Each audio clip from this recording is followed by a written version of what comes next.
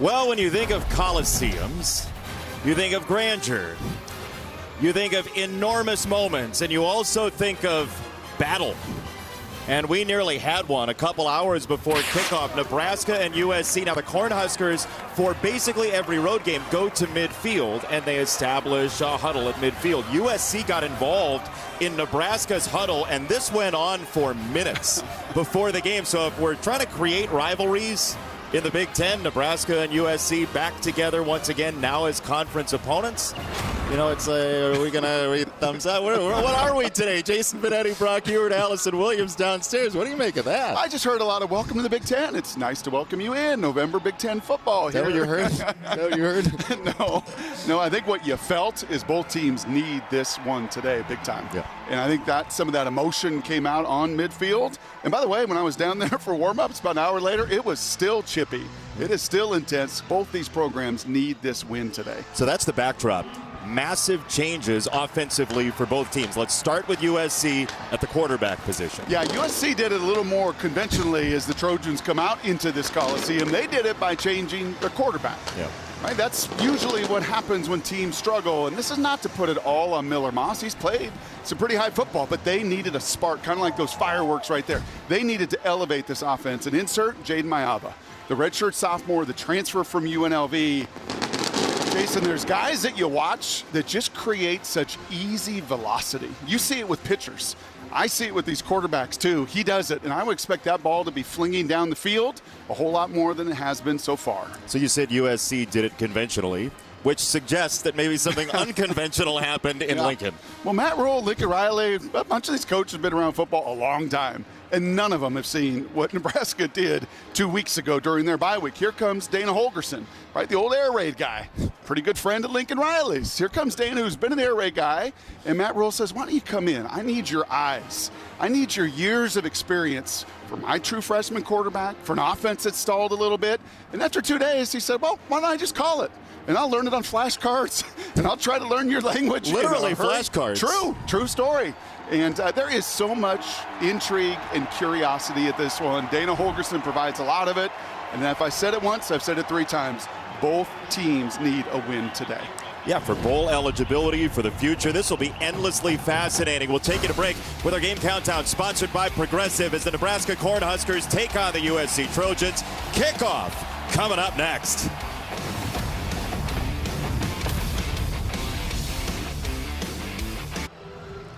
Welcome back to Fox College Football, sponsored by Geico. Get more with Geico. Downtown Los Angeles in the background, but the question is, who's who? These two teams are fairly similar, almost to the point of being that Spider-Man meme. Nebraska was 5-1, USC was 3-1, but since then, 1-3, 1-5. A lot of close games for both of these teams. Nebraska's lived it for years. USC's joined up. Conference record, first year in the Big Ten for USC at 2-5. New play caller, new quarterback. Everything's different for the offenses, and guess who has to live with that? The defensive coordinators, Allison Williams. They sure do, JB. It may be fun and intriguing for those of us watching these offenses, but it's created a whole lot of extra work and headaches for the defensive coordinators. Nebraska's DC, Tony White, told us he was surprised by the change at quarterback for USC, but when he turned on the UNLV tape of Jaden Mayava, he saw a kid with a big arm, an accurate deep ball, and that a guy that can run it, even if it's not his first instinct. He said this is the ultimate matchup of DC's in-game because we don't know what the other will do. And USC's defensive coordinator, Danton Lynn, said the same thing. He said, you don't know what to expect because you've never seen this kind of in-season move. He watched a lot of Holgerson at Houston to see if there were some overlap with what Nebraska is doing, but a lot of question marks. The work is in, and now the real test is how do they respond and adjust as the game goes on. Headset's going to be busy today on both sides, and a lot of eyes upstairs trying to figure it out. And frankly, Jason, I think these guys in LA offensively may look even more different with their new quarterback. Really? I do. I think they're going to be even more aggressive. Huge stakes here. Bowl berth on the line for Nebraska. USC needs a couple wins to get there. Jaden Mayava, why him now? Yeah, he's got some unique attributes. First of all, he's a big guy, 6'4", 220 pounds, and he can throw with precision. This was the Mountain West Championship game that we got to see him last year. I mean, that ball gets there. That's that easy velocity in a hurry. He brings some of this element, the creativity. He's not a run-first guy, but he's more than willing, and he's pretty darn athletic. And then, yeah, just the RPM, just throwing into windows that not many guys can do at his size. So when I say they look different, I think they're going to let this young man cut it loose. 7-4 last year as a starter for UNLV, Maiava. He's got Woody Marks in the backfield with him, one of the top pass-catching running backs in the country, and it's a flip for Zachariah Branch on first down. Get your playmakers the ball early. Lincoln Riley does that there with Branch. And Maiava, we talked about him at UNLV. He had a great season for the Rebels, even though, same deal, he did not have the starting job at first. Yeah, and just elevate it. That's what you want your quarterback to do. Elevate the personnel around you. Let's see if he can change the fortunes of a team that has played so many games into the fourth quarter this year. Maiava. Deep ball sideline, a little too much. He wanted Deuce Robinson. 3rd down and 4 coming up, and the rock on this offensive line is in the middle with Jonah Monheim. Yeah, he is such a savvy, smart guy. He's made the transition to center. I think he should be a semifinalist for the Remington Award, right in the middle of it, communicating it all. And then the plethora of weapons outside. You saw Zachariah Branch on that opening little quick jet sweep. They need to get him going at a 100-yard day a week ago. They'd like to see it again this afternoon. He still doesn't have his first touchdown of the year, even though he should have had it in the Rutgers game a couple of weeks ago on a Friday night. Maiava with some air under it to Marks, and it is a USC catch and first down. You see air under it. I see a line drive from one hash all the way across the field, stretching it 53 yards wide. And then we saw on the second down, stretching it 50 yards deep down the field, giving that defense more to look at, knowing they've got to cover every blade of grass. Well, just to get the ball from hash to hash, right? You have to have arm strength no matter the trajectory of the football. Yes.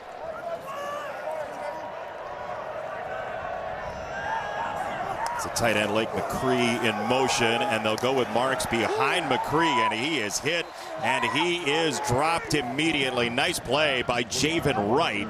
And the Nebraska defense, Tony White has done a very nice job, and Ty Robinson's a dangerous man. He's just taken off this year at times, been the best player on the field. In fact, at Ohio State, he was that destructive.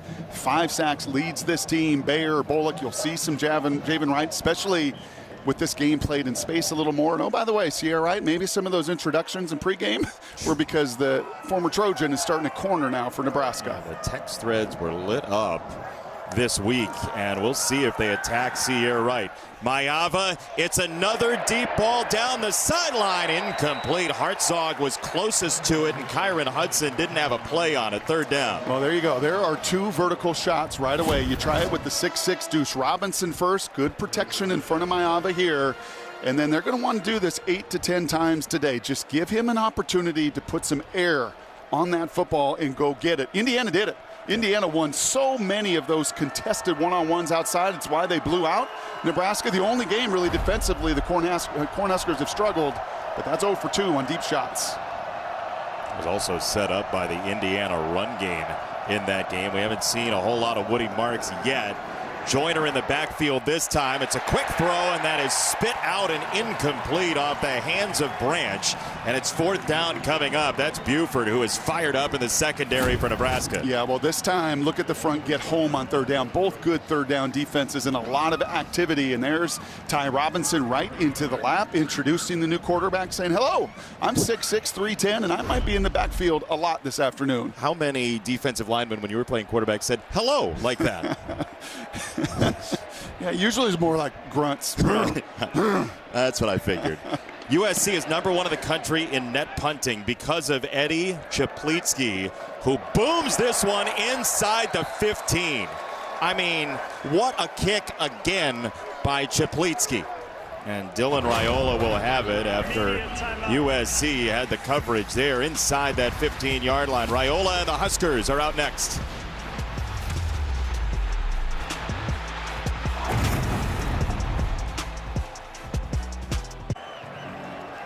Freshman quarterback Dylan Raiola had been dealing with a back issue. He is in the lineup today. He's been prolific, but the turnovers have mounted a little bit during this losing streak. Yeah, it's really a first half of the season, second half, and obviously the competition with the Indiana's, the Ohio State's gotten real in the Big Ten play. I think part of why Dana Holgorsen is also to ignite the talent of that five-star young man. I think it'll be a little simpler today. We'll find out. Raiola will throw. There's a vertical route and a battle for it, and it's incomplete. Jalen Smith on the coverage, second down coming up, and Nebraska with Gunnar Gatula at left tackle. They've had some injuries early and then later on in the year on the offensive line. Yeah, do have a couple stalwarts as well. Gatula, one of the young guys there. Benhart, a veteran on the right side. Barney can flat out fly. Freshman to freshman with Raiola, and I'm curious. He feels like a Dana Holgorsen kind of guy. The freshman out of South Florida that can just really scoot. Can get him the ball in a number of different ways. We'll keep our eye out. Second down. Raiola with a throw. He's got Jamal Banks, the Wake Forest transfer. It'll be third down and short, and this is where USC excels. Third down defense, much improved this year under Dan Lynn. A lot better in 3rd and 5+, but absolutely those stats don't lie. Tompkins, a guy you'll see inside and outside today, the two veteran linebackers. Probably the most in conflict of anybody today to try to figure out all the RPOs and screens. And nice for USC to have Ramsey back, their best defensive player. Yeah, he changes what they can do in that defensive backfield. There's the motion from Barney. It's a handoff, and it goes straight ahead for Dante Dowdell, the Oregon transplant, for a first down for Nebraska. Yeah, and that was all be your own blocker right there. Right? I mean, these third and short yardage situations, you'll see Dowdell just get the inside zone here. Actually, little pullers in front of him, patience, but then the power right there. And that second effort ultimately moving the sticks. 5 touchdowns his last 5 games. He's been an important red zone threat for Nebraska. First down off play action. Raiola will run and he'll dive. That was Cam Fountain setting the edge, the freshman talented defensive lineman for USC. Yeah, that was also a run pass option there for Raiola, and he's looking at it and he's seeing it, and unfortunately for him there was no easy outlet. That's one of the things they want to try to do today, is maybe a little more RPO for Dana Holgorsen. Throw that little slant, that window closed. All Dylan could do was get back to the line of scrimmage. When will we know if it's going to be different? Like, is it a first series thing? What are we watching I think here? That's what everybody's asking. Pressure coming from the outside. He does get it away. The heat from Jalen Smith and Mason Cobb with a hit over there on Dowdell. It's third down coming up, and this is why you make the change at coordinator, right? Yes. In large part, these numbers. Yeah, obviously the turnovers and the competition got better, but you asked when will we know with Dana Holgorsen there. He was wondering whether to be upstairs or downstairs. Looks like he's confidently calling a new foreign language to him, but we'll know a little more over the course of the game. A little larger sample size than maybe just 1 or 2 series, but more than anything, get the ball out of your hand and play with conviction.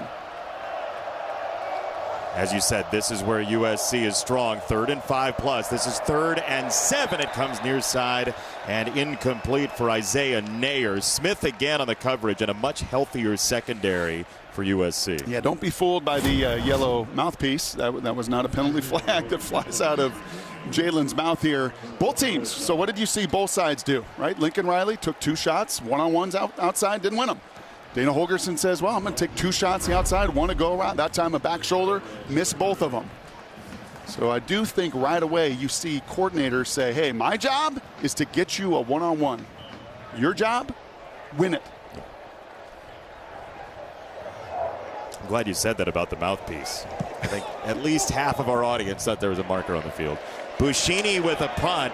It drives Branch all the way back inside the 20-yard line, and he will skate free for a moment and backpedal across the 25. It's a net of 48 on the punt for Buschini. No score yet. A lot of changes around this ball game. Nebraska and USC, traditional powers in LA. Fox College Football is sponsored by State Farm. Like a good neighbor, State Farm is there. Last meeting, USC-Nebraska, was the Holiday Bowl 10 years ago. A Dory Jackson kickoff return for a touchdown, 71-yard touchdown for Cody Kessler as well. And he's here today. It's homecoming for the Trojans. And I am struck by Adoree Jackson being here as we just watched Travis Hunter for Colorado in our first game today. Adoree Jackson was a two-way player as well, and a very good one. Yeah, and great in the special teams phase of things. And you could see the all-time meeting. It's gone the way of USC, but this will be a cool rivalry through the years. Right, as you've added USC, UCLA, Washington, Oregon to this expanded Big Ten, you're going to get some of these matchups. And just driving in and seeing all the Nebraska fans here enjoying just a glorious 65-degree day in SoCal. You think they're going to tie at 21 like they did in 1970? No longer an option. As is non-conference football between these two. No longer an option. Well-traveled Nebraska fans, though, as you see. Hope they brought their sunscreen. You're saying it's not sunny in the Midwest in November? Second drive for the Trojans under the guidance of Jaden Mayava. One carry for Marks on the first drive. This is his second carry of the ball game, and he is strung out wide. Shavers was in pursuit. Tommy Hill popped him. It's a loss of one. And our Get More game plan, sponsored by Geico. Get more with Geico, Brock. Well, for Nebraska, can they find some rhythm and tempo, especially offensively, but defensively too, right? Tony White's a guy that likes to be aggressive. It starts with stuff in the run. They've done it. And for SC, you just explosive playmaking, offense, defense, and special teams. Mayava this way, and intended for Ford. That's incomplete. There is Sierra Wright, the former Trojan, on this sideline. 3rd and 11. He's going to be into this game. 15 and White. Yeah, I think Sierra's going to have some conversations. There's no question about it. It's been a number of years here with Lincoln Riley, and he's played some great ball for them. Been a difference maker. Some moving pieces on the back end of the secondary with injuries to Hill throughout the season, and he stepped his game up. He's a starter for a couple years, then lost his job later in the year for USC. Mayava, that's intercepted. It is Sierra Wright down the sideline into his former house. Unbelievable.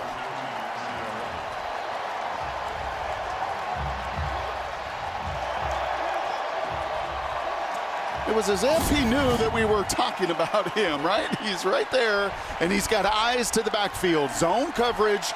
I think he's seen a few of these concepts. Kind of a lazy go route there by Kyle Ford. Allows Sierra Wright to look at that sail route by the inside receiver Hudson. And you know in his mind, he's like, please throw this, because I've got my eyes all over it, and I know how to take it to the house. So when our cameras were on that huddle before the game, and then the scrum and the ensuing conversation and discussion and argument as Lincoln Riley talks to Mayava, our microphones picked up the name Sierra Wright. Oh, yes, they did. In the conversations. Yeah. He is part of this whole play today, and he just made himself the main character in the first quarter. John Hole for the extra point. It is good. Welcome home.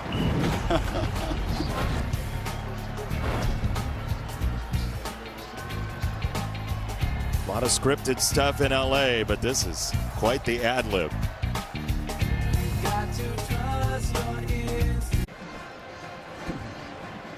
Seven 0 Nebraska on the interception off the hand of Jaden Mayava. A pick six for Sierra Wright, the former USC Trojan.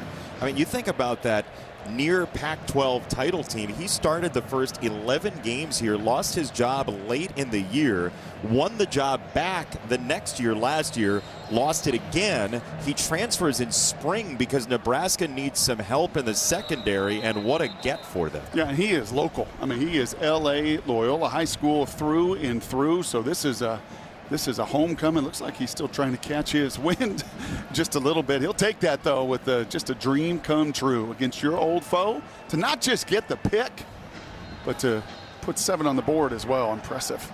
And again, if you missed it in the pregame, right as we hit air, there was an argument at midfield between these two teams, and his name was uttered at least a couple of times by some USC Trojans. Makai Lemon on this return for USC, and he'll end up struggling to the 35. Back to the pick. Yeah, take a look at two things. Number one, we mentioned Ty Robinson in the opener. He's right over the center. They run a stunt, and look at him just run right through 2 people, okay? Secondly, when Mayava looks to throw, we show the eyes on the back end of this. He's trying to throw this with anticipation. But the problem is your first game, you don't know which way that route's going to be run by Hudson. Is he going to break it this way or that way on the corner route? Playing anticipation sounds great until you throw it to a spot where your guy's not and they are, and they make you pay. Pick 6 for Nebraska. Woody Marks, the tailback. See if they lean on him here. 2 carries, -1 so far. It's Mayava to throw, and a great read to take down Branch. Marquise Buford hit the gas pedal and didn't stop. And Branch is like, really? Right, we saw a lot of these bubble screens and tunnel screens by Colorado earlier today. So is Nebraska for about 10 weeks.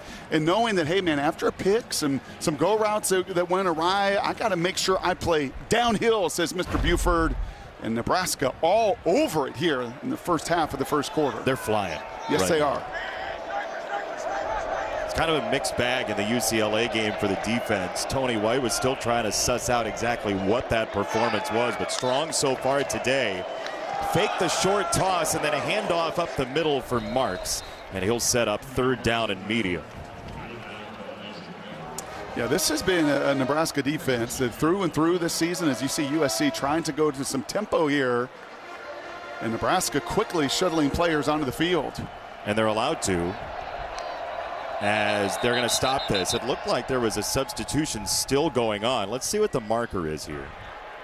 Charge timeout, Nebraska, the first of the half. So Marks was going to split out wide. He did not come off the field, so it was not a USC substitution. So Nebraska has to use the timeout. Yep. But for Lincoln Riley, he's watched this game tape too, and what you have seen with Nebraska, and we saw them in the opener, it seems like eons ago with Matt Rule. But this is a defense that just statistically is top 20 in a bunch of spots. 21st in scoring, 16th against the total yards, top 15 against run. That's back-to-back years Tony White has done this. Top 25 in sacks per game. They're getting to the quarterback as well. And really, the Indiana game was the total outlier. I mean, 56 points from Cignetti's crew. They just blitzed them from beginning to end. You take that game out, and you're talking about a top 10 defense in most of those metrics. This is a veteran crew for Tony White. He does a lot of things. He knows this scheme on the other side. And so far, he's met it with aggression. He's so good at disguising things as well and trying to muddy the picture for a new quarterback in Jaden Mayava. 3rd and 7 for USC off the Nebraska timeout. Off the motion from Ford. Mayava comes this way, and a beautiful catch. That is Ford reaching up for it for a 1st down. Well, once again, that line stunt gets home. What did Tony White say? I want to hit Mayava physically, and I want to confuse him mentally. And let me tell you, after you've thrown a pick 6 to the field, to throw that deep out route with a corner right there, and you saw in the corner there, Hartzog cut underneath that, nearly get his hands upon it. That is a high-risk throw.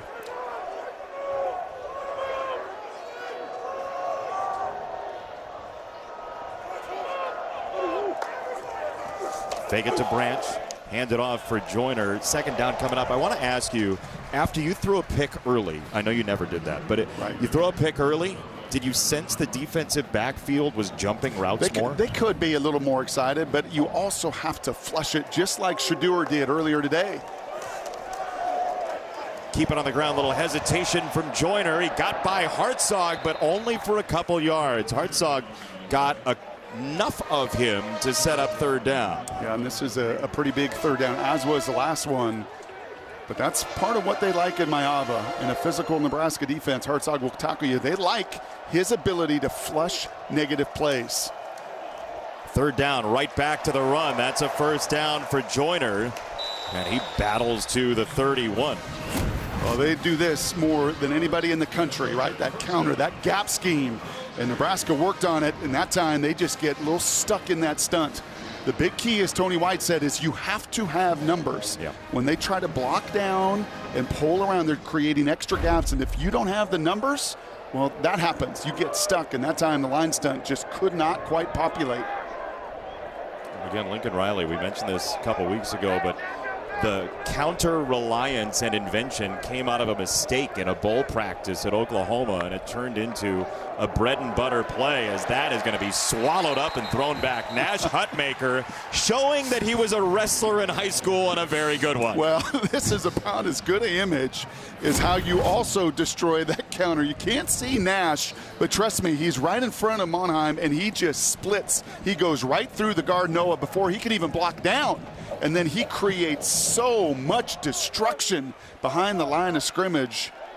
You want to blow up the counter, two things. You overpopulate it, or you do that. You just puncture that line of scrimmage with penetration. His last 73 wins in wrestling in high school were by pinfall, and you see why. Play action, Mayava. He rolls to his right, and he throws on the run into the field, and it's caught! Deuce Robinson went to the top of the mountain. Wow. Jason, he had a touchdown to his left. Right out here, you're going to see a wide open Trojan. It was the third tight end, Lions. He doesn't get his eyes to it, and once again, instead, he just throws that one up. Yeah. And it worked. It did. Deuce Robinson at 6'6" went high to make the play. Now Branch wants that first touchdown. He is in. Touchdown. Finally, Zachariah Branch.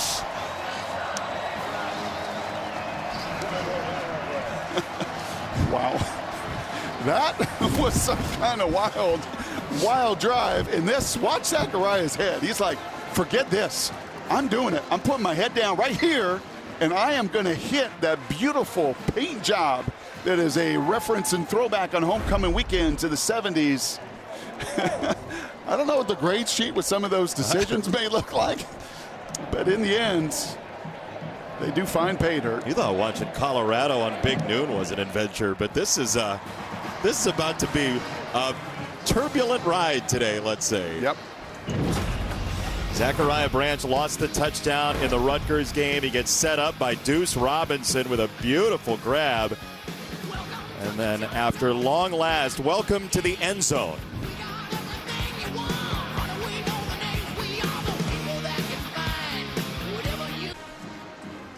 Fox College Football is sponsored by Pacific Life, creating financial security for nearly 160 years. Nebraska on the board first. Big plays galore after the Robinson catch. Zachariah Branch to the end zone wearing those beautiful jerseys from the 1970s and the 72 national championship team for USC, and the offense has looked better in that last drive, Brock. Yeah, there's a few more plays to click through on that tablet, and they've done this after every drive, just walking through each of the reads. As I mentioned to you, he had the young tight end, Lions, open for the vertical, but instead, man, showed a lot of just guts to keep pushing the ball down the field after that early interception. Allison Williams downstairs, so is Dana Holgorsen. Yeah, I talked to Holgorsen before the game about the decision to call this from the sideline. He said it's for a couple of reasons. First of all, it's where he's more comfortable. He hasn't been in the box since probably 2008, but also it speaks to how comfortable he is with this offense and the terminology. He didn't feel like he needed to be upstairs where it's more quiet and sterile to focus. He felt like he wanted to be closer to the guys as he's getting to know them so he could see them and get a feel for how they're doing throughout the game. And what did he say to us? Not quite a Denny's menu, but a little larger selection than some of his air raid past. There's one of those jet sweeps you were talking about. Here is Barney, the freshman. Why did you think there was going to be more of that today? Because that is Dana's background, right? Just like Lincoln on the other side. The whole key to the air raid, which is in pro-style systems, by the way, is to attack you horizontally and vertically. And Barney can do it. I mean, in fact, all of his touchdowns this year have been of that variety, 3 on the ground. But you want to stretch that defense, change their eyes, and then take those shots. Only Jeremiah Smith of Ohio State has more freshman catches this year in the Big Ten. Emmett Johnson gets to the outside, and Ramsey does take him down. It's a first down, Nebraska. Yeah, that is a great little jump cut there between Dowdell and Johnson, two guys that will get you some hard yards. And that maybe is the misnomer with Dana. You think, wow, he's going to come in here, he's going to throw it all over the place with Raiola. Everywhere he's been, and especially at West Virginia, he was known for being able to run the ball too. First down, Raiola. Pressure got there. He did get it away for Emmett Johnson, who crawls for a couple extra yards. That's kind of the way of both of these teams, right? Like, talking to Tony White for Nebraska about Lincoln Riley, he said, if they can run the ball, we're toast. So that is part of this game, is who can run the ball better. And that really helps a true freshman as much as anything else today. Johnson, only 2. It'll be third down coming up. That was Kobe Pepe with the stop. Mentioned USC wearing those jerseys from the national championship team. Nebraska was actually #1 in week 1, and UCLA beat Nebraska week 1, setting up the Trojans to go on that unbeaten national championship run. But good to see these programs together here in Los Angeles. Iconic jerseys. 3rd and 4. Raiola steps up. He'll climb. He's going to run, and he slid before the line to gain because he went into the foot first slide. He lost the first down. I wonder if some of this is that back injury that he is coming back from, no pun intended, because we saw him, Ohio State, an earlier dive against UCLA when he did get just hit by 3 guys, because he knows it. He knows by sliding, the minute you initiate the slide, that's where the ball is. He dives face forward there. He was going to move the chains. And now this leaves Dana Holgorsen and Matt Rule in a go for it. Maybe not. They had the offense on the field, and they're going to rely on Buschini. I think that's reflective of what happened to him a couple weeks ago. Yeah. There's a big hit he took. Oh. And he told us, as they do just get that off, he told us that last week was the first week where he really felt the volume of hits over the course of this first Big Ten season for him. Look at all those wins, right? I mean, if you grew up in any decade before the current one, you would know a great team from one of these two schools or both. Yep, there's no question about it. The late John Robinson, Tom Osborne, right through the 70s, obviously Pete Carroll, Tom Osborne in the 90s winning 2 national championships. John McKay. A lot of Heisman Trophy winners, a lot of Hall of Famers, a lot of talent between these two programs has been displayed on the field.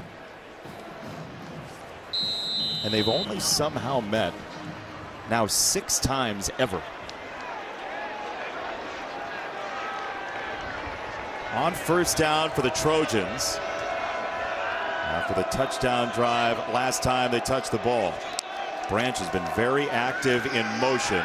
Mayava on a throwback for Marks. A great receiver out of the backfield, and Woody Marks creates some energy for the offense, a gain of 12. Well, creative little play there. With Nebraska, I think what Lincoln Riley has seen too is you can't just line up his guys on their guys and think you're going to move them off their spot. They're too physical inside. So play this game on the perimeter. Any which way you can do it. That time a sprint back, throwback screen to one of the more productive running backs as a pass catcher in all of college football. His brother was a receiver growing up, so that's how he learned in part the position of pass catcher. Mayava looks off of him, then goes down the middle, and he hits the tight end, Lake McCree, to set up 2nd and short. And that does not look like much, Jason, but that ball is out so fast. Yeah. That release is so quick for Mayava. And I know beyond pushing the ball down the field, right, with all these little bubbles and screens and little stick routes and option routes like that, the quicker that ball's out of the hands, the quicker you give the receiver, the tight end, the opportunity to get you to 2nd and 1s. And the more stress you put on this defense as well. Under a minute in the first. Marks explodes through the hole, and Woody Marks has another USC first down. It's a gain of 12 again. Well, guess what they run, Jason? Counter? You think counter? Yeah, that's exactly what we're going to do. Let's pull Noah, the left guard. Let's pull the big right tackle, Murphy. I don't know. Let's get 700 pounds moving is just a little shield for Marks to run right behind. But if you don't puncture that, that shows you right there, right? We saw Hubmaker earlier. Puncture the line of scrimmage. We saw them overload with numbers. And when you don't, this run game can be potent.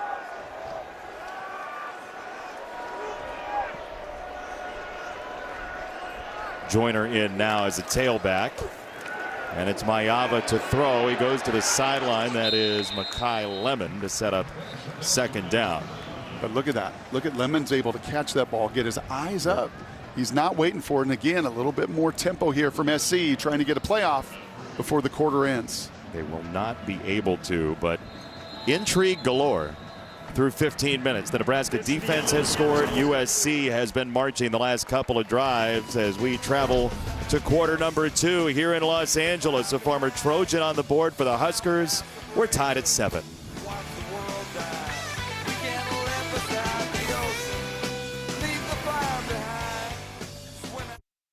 Coach Rule, there were so many questions about what both of these offenses would look like. What are your early impressions of USC with Mayava at quarterback?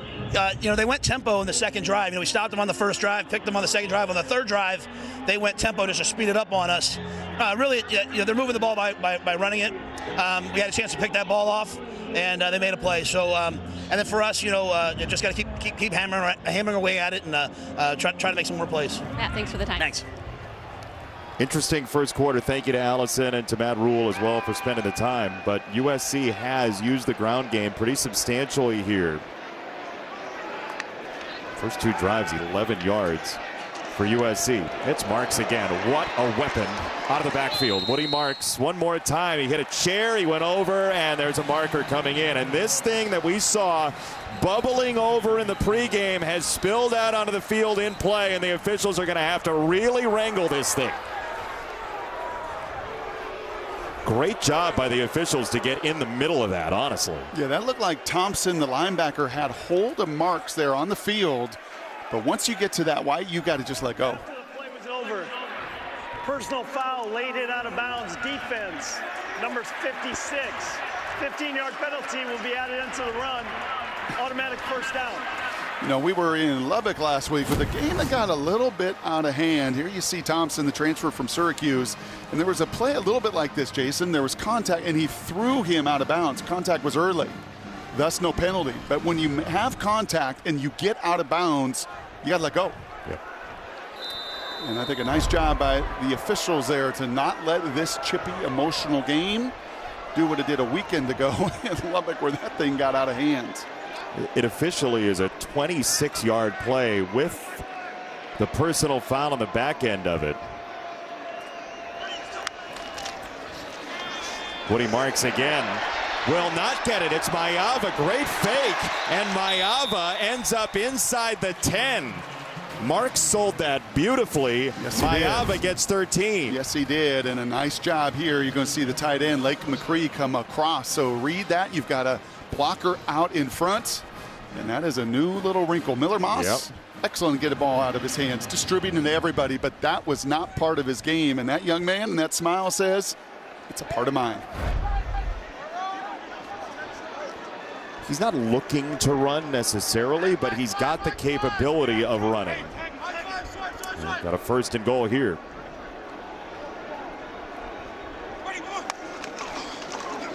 Short toss. Marks cuts it upfield. What explosion from Woody Marks, and it's 2nd and goal. And you know what that run then does, Jason? Is it, and another penalty. Boy, here we down. go. Another marker after the play. Wright was over there, maybe. Yeah, that was Sierra.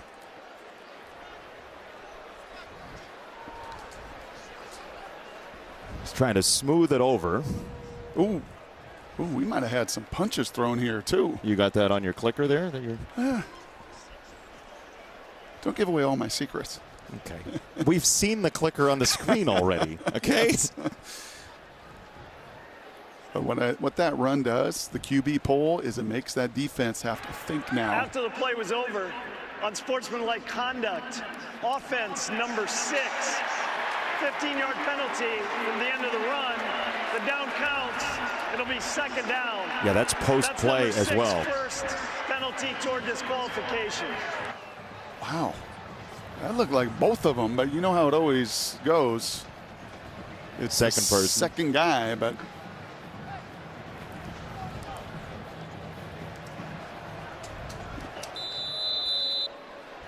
yeah, that's a big penalty from Lemon right there. Gotta keep cool. Movement at the line. There's sort of a full-bodied groan from the crowd here. Offside.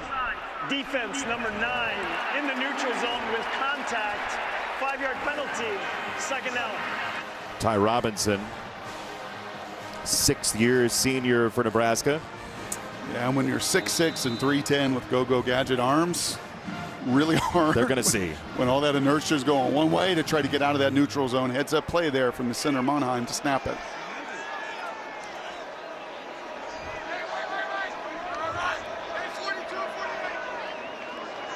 On 2nd and goal for USC. Mayava whips it out wide, and it is batted and caught. Kyron Hudson had it hit his chest plate and ricochet back into his waiting arms. What is happening here today?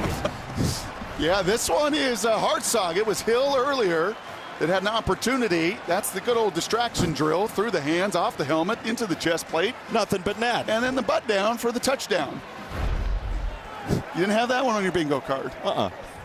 Yeah, if Matt Rule was a little frustrated about Tommy not making the interception on the deep shot to Deuce Robinson, there it is yet again, an opportunity out on the perimeter. Hartzog that time a chance for a takeaway, and instead it's a touchdown for the home team. Yeah, they've had a couple of chances at 2-3 interceptions. They've already got a pick 6 in the game, Nebraska does, but USC catches a pinball here.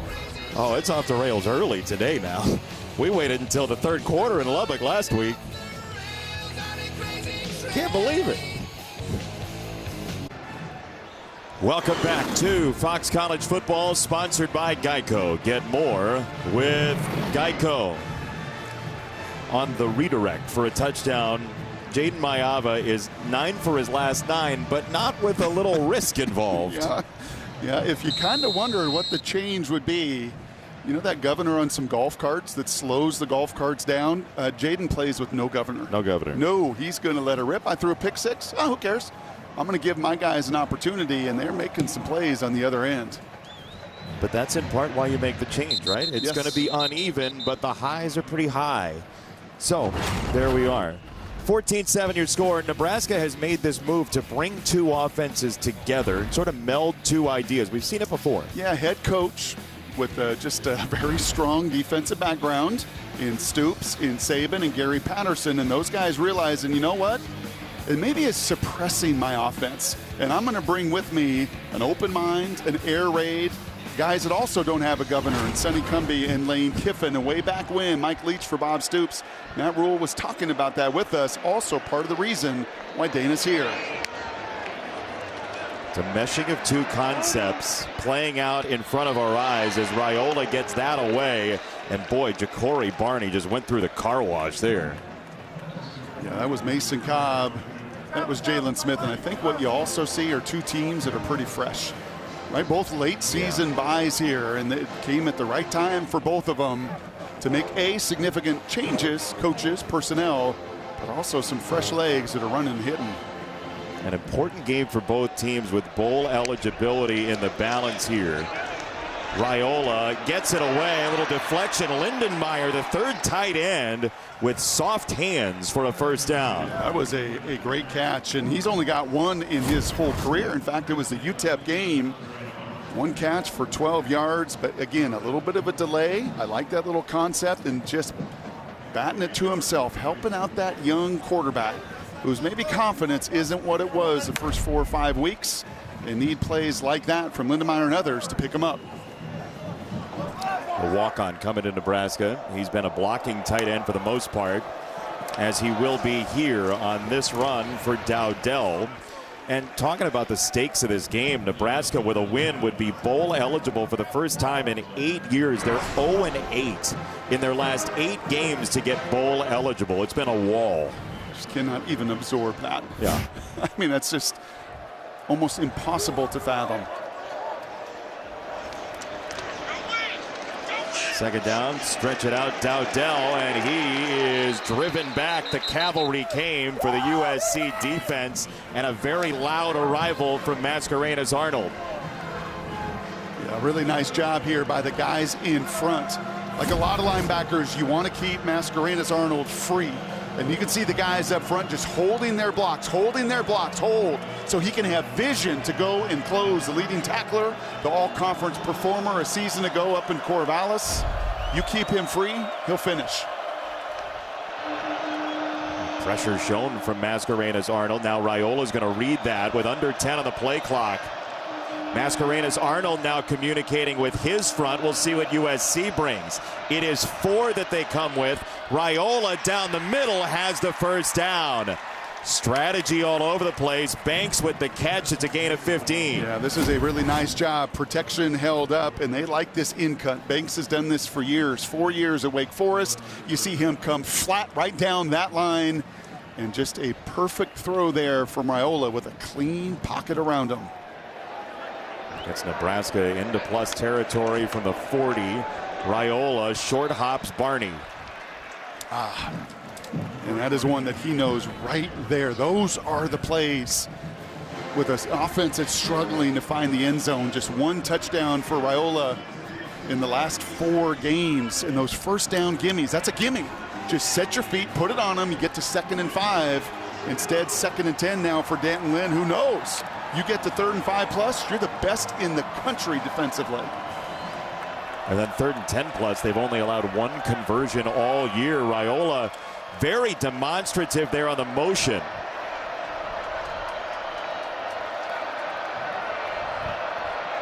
One to snap it. He does get it off. He wants to load up a deep ball and does, and nobody home. Incomplete.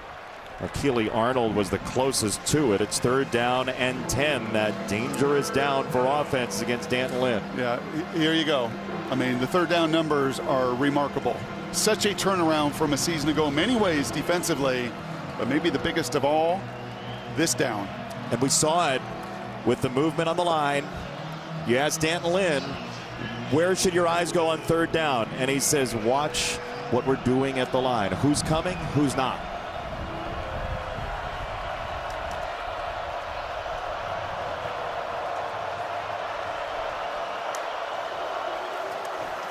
They'll throw this direction of the pressure and get it away for Janiron Bonner with a catch and run for a 1st down, Nebraska. They threw over the top of Mascarenas-Arnold on the heat. Oh, so you want to just, make us guess at the line of scrimmage who's coming, who's dropping? Good. Then we'll just get it out of our hands. We'll run a little screen. We'll get great blocking out in front, and then, well, this guy Bonner, man, 220 pounds. He's part fullback. He's part tight end. He's part receiver. And for just the 2nd time all season, a 3rd and 10 conversion against this USC defense. Credit Banks on the outside. One of those receivers blocking in a big way. Throw it over the middle one more time. 1st down and then some. Emmett Johnson speeds in. Touchdown, Nebraska.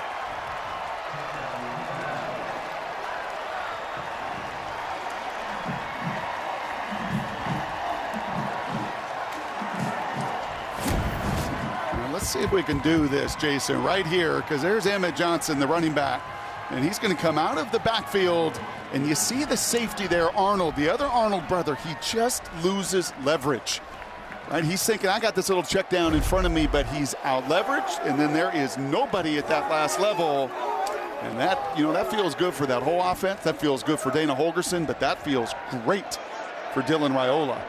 The first 2 drives for Nebraska, 35 total yards. Now they have made sure that 14's not going to win it, and it doesn't feel like 28's going to win it today here at the Coliseum. If you like points and intensity, welcome. Thanks for joining us.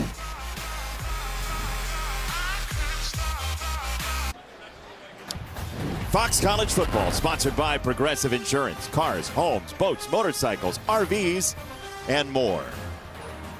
And touchdowns. A lot of touchdowns so far. We're tied at 14. Johnson is in. Raiola got him there. And Achille Arnold, who you said lost leverage, not happy. Yeah, either is that cooling element there on the seats. He's a veteran guy, and he knows that on a check down like that. And kudos to Emmett Johnson, first career touchdown reception. But he knows in that scheme and defense, I cannot lose, contain, and leverage there. That's just too easy. But for Dylan Raiola now, just the 2nd touchdown in a month. Yeah, this losing streak has been tough on the young quarterback Raiola, just in terms of numbers, as Buschini will drive the ball away. And we take this opportunity to remind you that tomorrow on Fox, a great slate of NFL action comes your way. NFC North rivals go head-to-head. Jordan Love and the Packers, Caleb Williams and the Bears. New play callers, you say, new offensive coordinators in this ball game, or the Seahawks take on the Niners. Check the local listings for the game in your area. It's all on Fox, the Fox Sports app. Lincoln Riley's got a bunch of quarterbacks who have made it to the NFL. He sure does. And I bet a few of them are watching this one, and maybe even Caleb going, yeah, man, I like it, Maava. I kind of like some of this risk taking that Lincoln's calling for you, and you just giving the guys around you opportunities. Here is Maava handing it off to Marks. Good run again. Woody Marks dancing across the 40-yard line. Yeah, once again, this is a little different, Jason. So I feel like I've drawn this picture a bunch. You have. Watch him. Oh, that's a lot of scribbles. Watch him with the counter, then put his foot in the ground and say, oh, actually, I'm going to cut it right back against the grain. Is that a counter to the counter, Brock? Pretty much. Maava will run this time. He pumps the throw and then stiff arms his way past Bayer. There's some juice behind Jaden Maava. He's a pretty soft-spoken young man. There is a marker in on the far sideline at the 48 as well. Holding. Defense, number 15. That 10-yard penalty will be added to the end of the run. Automatic first down. It's on Sierra right. Allison, what do you have? Message to the Nebraska secondary is to communicate and get on the same page. Tony White saying there was a time when they got caught with the two safeties playing two different calls. And Matt Rule came over and told his DBs what he mentioned to us at the end of the first quarter. He said there's 3 balls that have gone right through our hands. The ball is going to be there. Settle down. We've been through this 1,000 times. You got to ride the highs with the lows. I feel like that's the message to both teams, actually. A lot of highs, a lot of lows through this season in this game. Maava chucks it down the middle, a little too strong for Branch, and it's second down. Yeah, just a little bit flat. And I know why he threw it, because there were 3 corn huskers at the other end of that, and felt like, man, if I put air on that, I could run into some trouble. You see Branch right there in the slot. The guy is electric. That's a little cross and go. He stumbles. That's probably also a reason. That ball just misses him by about 1.5 yards. This is a fast track. Just field-wise. Oh, turf man. you're talking about.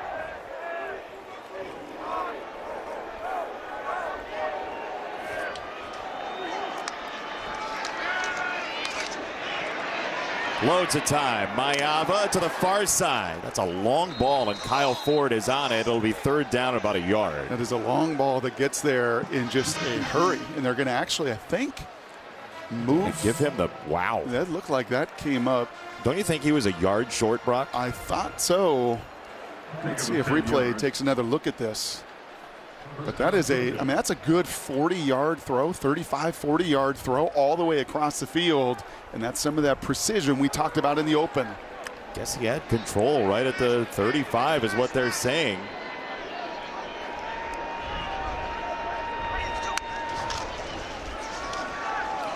It's Joyner for about 1 yard, but on Maava, how many times have you heard of a quarterback who got the job as QB1 during a season not call his family and tell him and celebrate? He is such a humble kid. Yeah.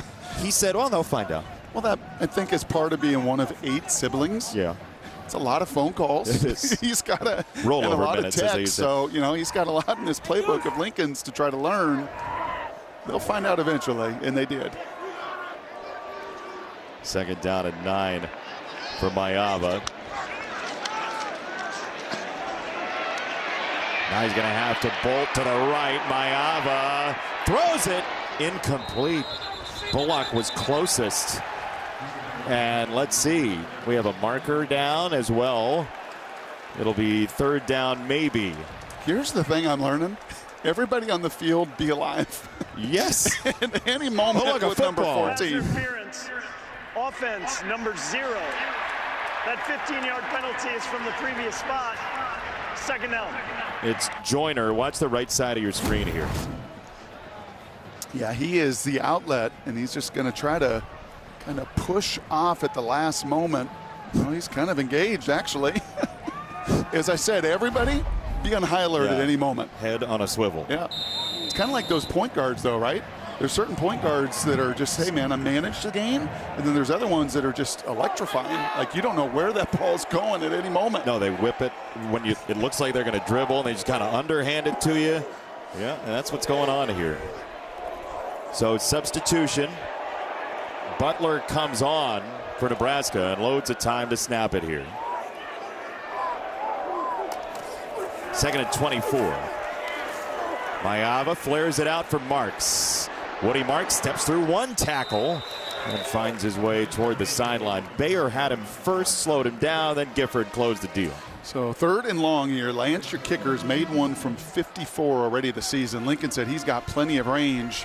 Curious if this is a call, and for the young first start as a quarterback to realize you don't need to get all of it. On 3rd down, he's got to get some of it, though, and he'll sling it out wide and incomplete. Jamari Butler sped that all up and probably forced a punt here. Yeah, the Huskers do an excellent job on this defensive line. Look at it. There's nobody here. They're going to come into your picture, and they're going to run their own little stunt, their own little game, kind of like SC on 3rd down. Where are they? How do I identify? Where are they coming from? Part of that, hey, man, we got to confuse him mentally. And Butler, one of those really good veteran athletes that can move. Junior out of Mobile, Alabama. Chaplitsky trying to pin this one back inside the 10. Wow. And a catch at the 5 for Garcia Castaneda. Chaplitsky's been a major weapon. They're #1 in the country in net punting because of him.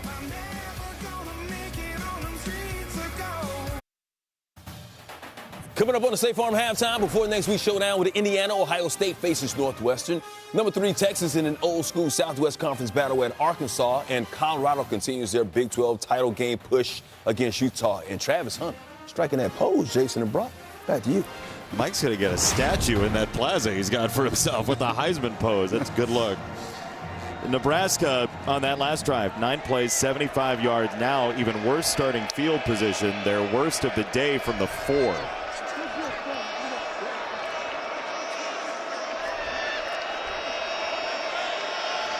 Dylan Raiola, the legacy Nebraska Cornhusker, will hand it off, and a meeting in the backfield. Dowdell just got torn down by Cam Fountain. There is a flag coming in as well. So much talent in that 6'6" frame for Cam Fountain. Yeah, he looks the way you want him to look. And again, just some emotions, I think, after that play. Guys trying to settle each other down. Personal foul. Hands to the face. Number 97, defense. 15-yard penalty from the previous spot. Automatic first down. It's on Jade Abasiri. Yeah, he is a true freshman right in the middle of the action here, and a great play by his true freshman counterpart. But yeah, you get to the headgear like that, you just got to let go. That certainly helps this Nebraska offense get away from the shadows of their own goal line. That's what Brock looks like when there's not enough energy drinks in the booth before the game. First down for Raiola, and he'll spin it out, get it out quickly, and hit Nair, the transfer from Wyoming by way of Texas. I would say the ball, right? You asked me the first series, how will we know with Dana Holgorsen? How will this look differently? I will say the ball is out pretty quick. And that's different than what you've seen? I mean, 35% of their passes have been at or behind the line of scrimmage, so they've been a heavy screen team. But I do see that first read open quite a bit for Dylan to get the ball out. I'll run that drag route that time. It's once again Janiron Bonner who broke free for a third down conversion to set up the touchdown earlier. That's a gain of 12. Yeah, exact same play. Exact same deal, just on the other side with the blockers out in front. So you get your 220-pound athlete in space. A little blocking out in front by Fedoni and Banks, and those guys have been willing blockers.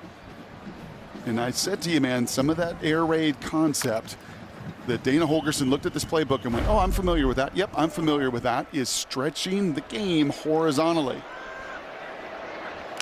And they have done that. Tipped away, incomplete. Mason Cobb wanted 6. He'll have to settle for second down. Yep, this is yet again another screen. You're going to see Cobb right here, right on the edge. The linebacker, as they get to that bare front, and he's got eyes on. He's not the biggest guy, but he times it perfectly, as you could see the Nebraska blockers getting in front of, again, another screen. That's Cobb against the Cornhuskers, by the way, if you're keeping track. Second down. It's Emmett Johnson cutting outside. What a run. Oh, my goodness. Slippery as can be, a first down. Yeah, that time through the arms of Ramsey. So we see Arnold, the broken tackle for the touchdown. This time it's Ramsey, the best defender for USC, back from injury. One-on-one right in the alley, and it's those quick feet. It's those loose hips. It's the athleticism of Johnson showing off in the open field. Do those sink ships, by the way? Is that how the phrase goes? Loose hips, loose lips, yeah, chips. Yeah, that's right. Sure. It's a modified deal. Everybody's making changes in this game. We might as well, too. First down. Raiola ready to throw. Gets it downfield. That's intercepted. Picked off by Jalen Smith.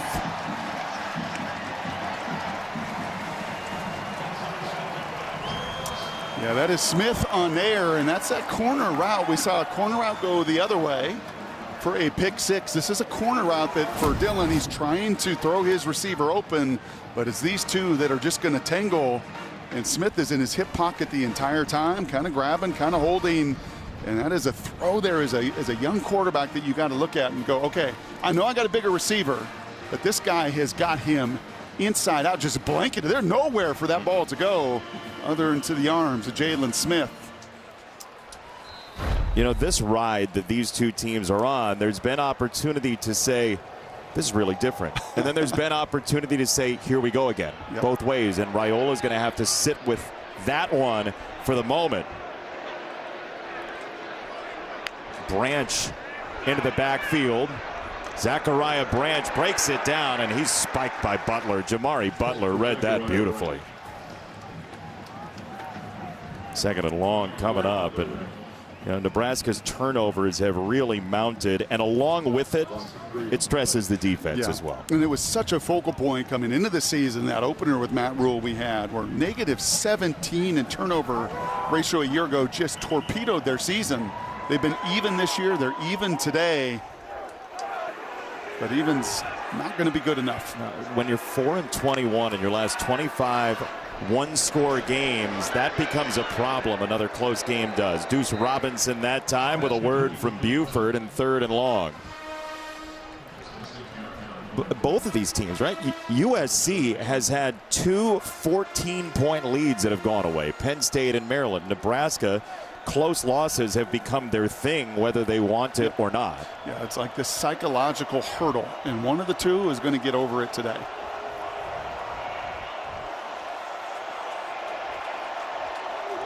Third and 8. A little flinch, and now Mayava's going to read that. Maybe make a change here. And Lincoln Riley on the sideline signaling in as well. Nebraska brings 4. Mayava is wide for Branch, and it's fourth down. I can't believe it. There was some running room for Zachariah Branch here. Yep, and Mayava knows it right there. The little surrender cobra, a beautiful little slant and out. And he knows it right away. As quick as that ball does come out, that is a throw that you got to make sure you put right on the number 1. I wonder how much of that is 5 hits and 8 hurries already for the Nebraska defense on him. No question, could speed it up a little bit, but that's one that he would like to have back. Chaplitsky got it away. 3 Huskers were there, and it's Barney. Ja'Cory Barney again. USC can flip the field as well as anybody. It's a 53-yard punt, and we invite you to check out the new talk show We Got Time Today with Deion Sanders, streaming for free on Tubi starting November the 19th. We'll see Coach Prime next week. in Kansas. Who doesn't have time for prime these days?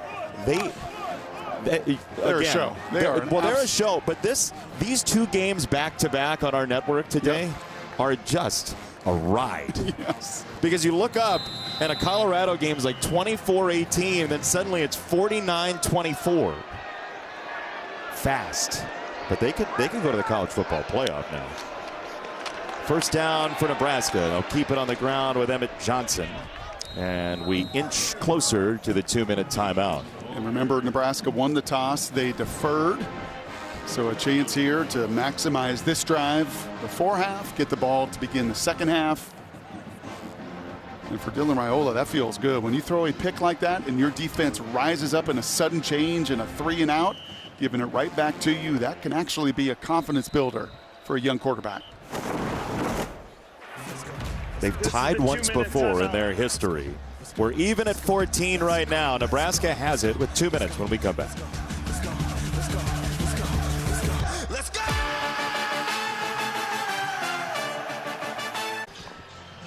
Fox College Football is sponsored by Downy Fabric Softener. Downy breathes life into your laundry. Beautiful Los Angeles, a vacation destination certainly, and a destination for Dana Holgorsen in the spring. He was a consultant for TCU at the time, and he's known Lincoln Riley for a long while. So he called and said, hey, can I come watch practice for a couple days and all this? And then suddenly, in November of the year, he is the offensive coordinator facing USC. Yeah, he had all sorts of journeys to France, traveled the world. And it spent some time in the spring with Lincoln and the crew. Emmett Johnson got a block from Fedoni, but that was not enough. It'll be third down coming up, and a little reunion pregame for the two coaches. And Lincoln Riley said, look, he was in the offensive meeting, so it's not like he was scanning our defense and everything, but two friends for a long while. What are you calling? I don't know. What are you calling? You still drinking Red Bulls before the game? Okay. Yeah, good.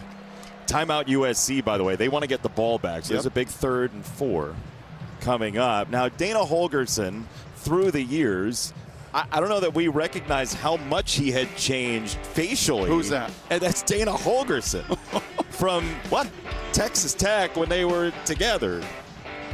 Man, I miss those oversized khaki days, number one. And number two, Lincoln said, oh, yeah, he was the choir boy. Like early on in 02, 03, 04, 05, like with Leach, like, he was the clean-cut, total choir boy, and been a little different journey the last couple decades. Yeah, back then he didn't look like George Carlin. No. Now, at this point, you could argue that he looks like the late great comedian. This is what he's built to do. This is what he loves to do. Getting in the rhythm of the game, being down on the field. He said, I'm tired of being a consultant watching. I thought I wanted to get away. I can't get away. This is what I know and in my blood, and I guarantee you he'll be calling plays somewhere next fall. He said about the TCU games, he went to a couple and said, I can't do anything about it. I hated it. 3rd down and 4. Raiola, pressure coming from the blind side, and he is dropped. Yeah, that was a snap that the left side of the line was not ready for. Elijah Hughes drilled him. Yeah, and part of the reason is, well, look at the left side. Like, I don't think they knew that snap was coming. They couldn't hear the snap, the clap, whatever it was. And Elijah Hughes takes advantage. Sacks have been really hard to come by for this USC defense. Just 13 of them tied for last in the conference. Great on 3rd downs, good in situations, finding consistent pass rush with the loss that they've had of a couple of their key players, including Gentry. Been hard to find. Yeah, no Braylon Shelby today. As we take a look at our Pacific Life game summary, sponsored by Pacific Life. Creating financial security for nearly 160 years. How would you summarize this? Yeah, been a pretty wild ride, right? I mean, Dylan, nice to get the touchdown, the interception, just the ups and downs of a freshman, I think for Maava as well. His first start in a totally new system. So some stops, some starts, some great punting, which I know you love as much as anything. Well, you know, Torrey Taylor is the entryway into great punting for so many. You'll see him with the Bears against the Packers in so many markets tomorrow on our Fox NFL coverage. Zachariah Branch will wave for a fair catch at the 41. It's a 45-yard punt. There's a flag down at the 22.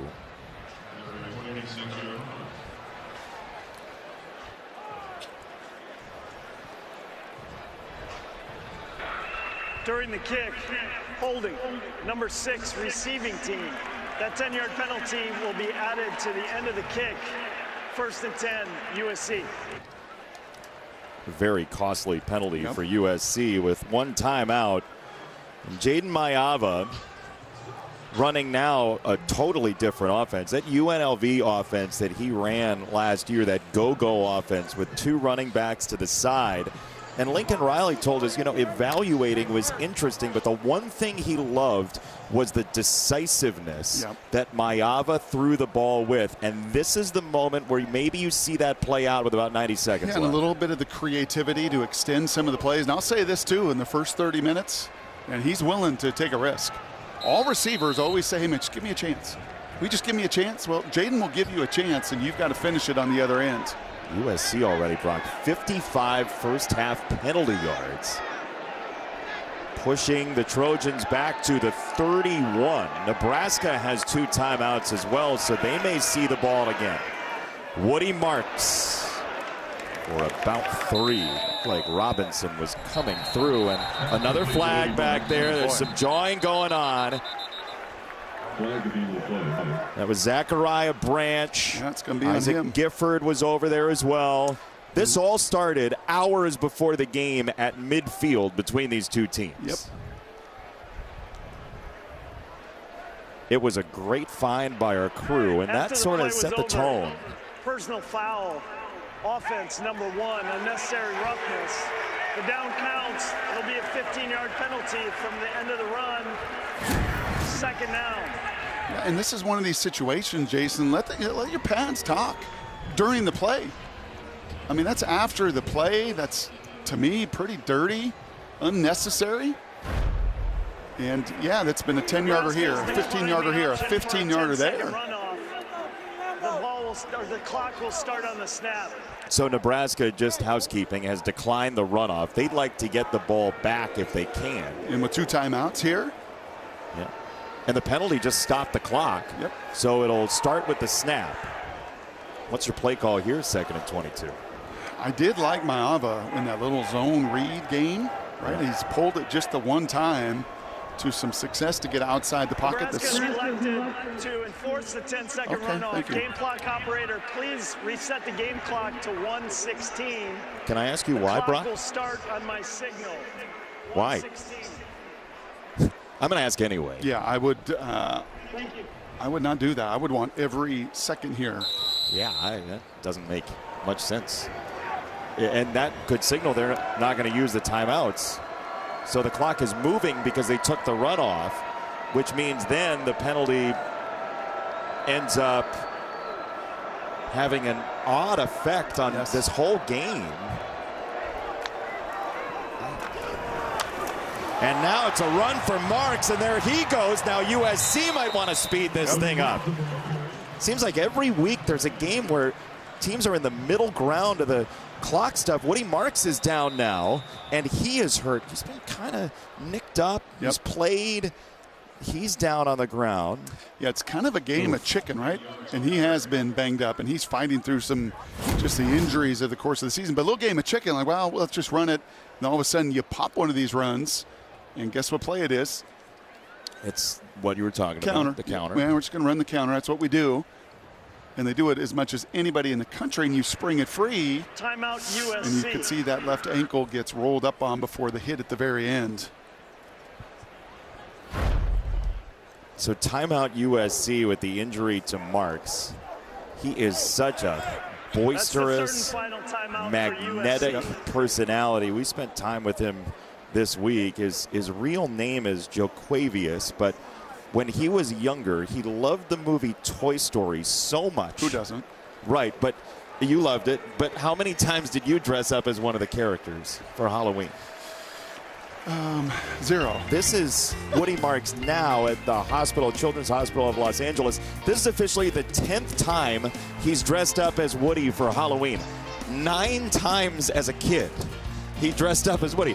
His family kept buying new, bigger costumes for him to be Woody for Halloween. And we asked him, like, what is it about Woody that really makes you like the character and makes you similar to him? And he said, Woody cares for everybody. And you can see it in the young man's face. That is the personality he has on this roster. He's over to the sideline. It's 3rd and 2.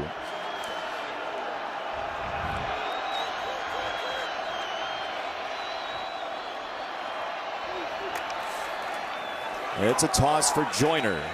And Joyner is drilled. Gifford, but like 4 other guys as well. Ty Robinson. And now Nebraska's going to use a timeout. Nebraska.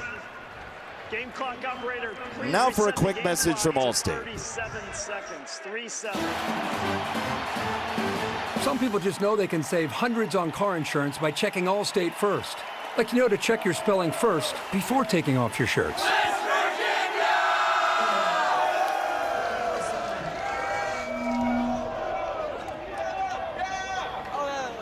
Stu, Virginia. Yeah, checking first is smart. So check Allstate first for a quote that could save you hundreds. Hey, what's up? I'm the W. You're in good hands with Allstate. I don't know what's more confusing, Stu, Virginia, or the way the clock management has played out at the end of this half. And we had the same discussion last week. It was a little back and forth. Obviously, Lincoln called the timeouts, wanted to get that possession. Then you get way backed up behind the chains and maximize taking time off the clock. But you're right, for Nebraska, there was an opportunity to get a whole lot more. If you were going to use the timeout, and you knew that you were going to use the timeout, there's no way you would take the runoff. And now they're going to be back at the 2-yard line. So this is going to be the very definition of moot. I mean, come on. I understand. It's a 60-yard punt. Yes. But now, right, you can't really kneel down.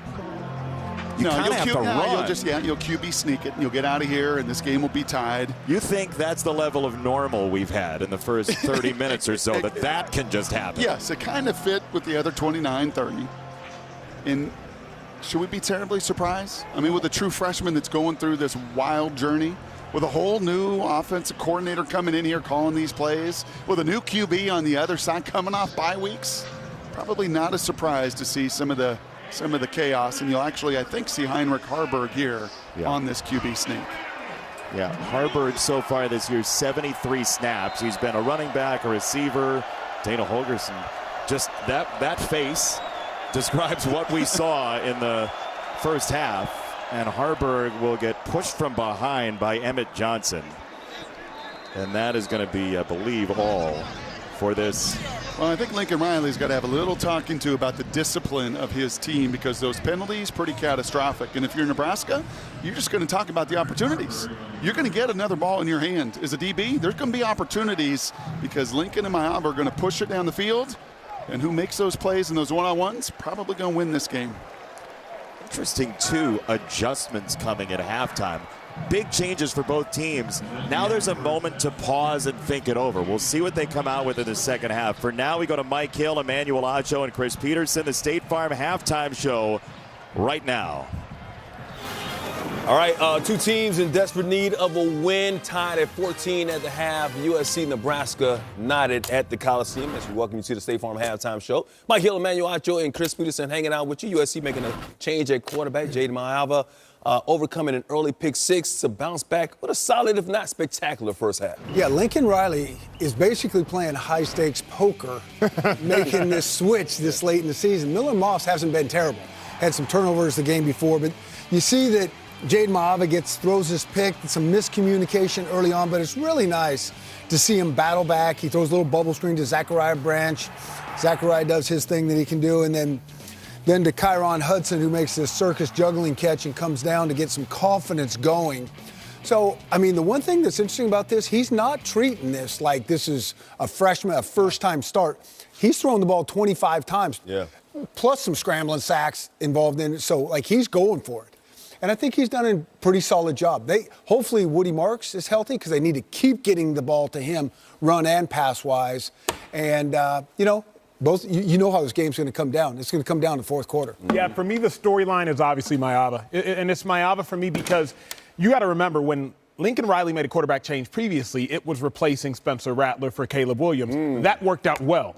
Now you're replacing Miller Moss for Mayava. How's that going to work out? Imagine the pressure that he is under, especially as USC is fighting for a playoff, not a playoff spot, is fighting for a bowl game. big pressure. Respectability that lost 4 or 5 after that 3-1 start. See what happens in the second half coming up momentarily. Meanwhile, the Buffs, they need to win their final 3 games to reach the Big 12 championship. They control their own destiny, and they got off on the right foot against Utah. Travis Hunter is just amazing. And you've got to see how the Clemson-Pitt game ended. And what had Panthers coach Pat Narduzzi losing his mind in the fourth quarter?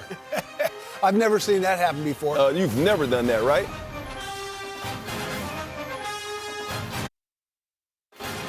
Welcome back to the State Farm Fox College Football Halftime Show. Like a good neighbor, State Farm is there. Let's take you around the nation. Number 3, Texas at Arkansas. Quinn Ewers. Not the greatest game, but right here, wide open Matthew Golden. This is a well-designed play. Arkansas taking the bait on the quick screen. Sark has been in his bag offensively. He is. 20-yard touchdown, then Ewers to Golden again. Touchdown. Texas wins it 20-10. They got Kentucky, Texas A&M to close the season. Number 20, Clemson Pitt. This was a good game. Under 4 minutes left in the fourth, tied at 17. Nate Yarnell sacked by D. Creighton. Pat Narduzzi not happy, coach. Well, reason why. I wouldn't be either. Yarnell almost got his head taken off. That's not only hands to the face. That was a arm to the face, elbow to the face. They overturned the call. Narduzzi happy, dabbled, not that led to a field goal. But Cade Klubnik over 300 yards passing, but the best play of the day from him on the ground. He had a heck of a game. He was their leading, obviously, passer, but also their leading rusher, and he's winning the game for him right there. 50-yard touchdown run, the game winner as they win 24-20. Number 2, Ohio State got a big game against Indiana next week, taking on Northwestern at Wrigley. A lot of red in that stadium. A lot of red. Winshot Judkins finds Green, the end zone right there. 1-yard touchdown, tying the game at 7. Then Will Howard, Carnell Tate, he is a Chicago native, 8-yard touchdown. He had 2 touchdowns on the day. Ohio State wins it 31-7, setting up this next weekend. Big noon kickoff, heading to the Horseshoe for a huge top 5 matchup between Ohio State and undefeated Indiana. And you don't want to miss the Black Keys, coach, performing live from Columbus. Coverage begins at 10 a.m. Eastern. That is next Saturday on Fox. However, Colorado, number 17 in the nation, controlling his own destiny in the Big 12, taking on Utah in that duo of Shedeur Sanders and Travis Hunter. I mean, there's an embarrassment of riches at this wide receiver position in Colorado. I mean, Travis Hunter and the others. Yeah, and that led to this Will Shepherd touchdown, one of his 2 touchdowns in the day. Colorado running it up in the fourth quarter. Look at this, Travis. He's the best player in the nation, coach. Well, and he's a great decision maker here because this was supposed to be a pass back to Shedeur. He sees it and just makes a play on his own. They win it 49-24. Rob Stone, the Big Noon Kickoff crew, with more from Boulder.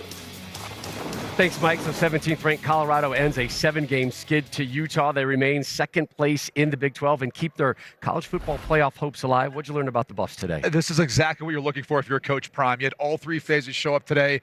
A punt return for a touchdown. Kickoff coverage was great. The defense, 4 turnovers today. Really stood up in the red zone at times, too. And then offensively, Coach Shedeur Sanders was phenomenal. Yeah, he's the best quarterback coming out for the NFL draft. What's amazing to me, Mark, is he's a better quarterback on the move. You know, the offense line at times gives pressure. When he breaks that pocket, we saw him live today. I'm watching him saying, I can't wait to see what happens next.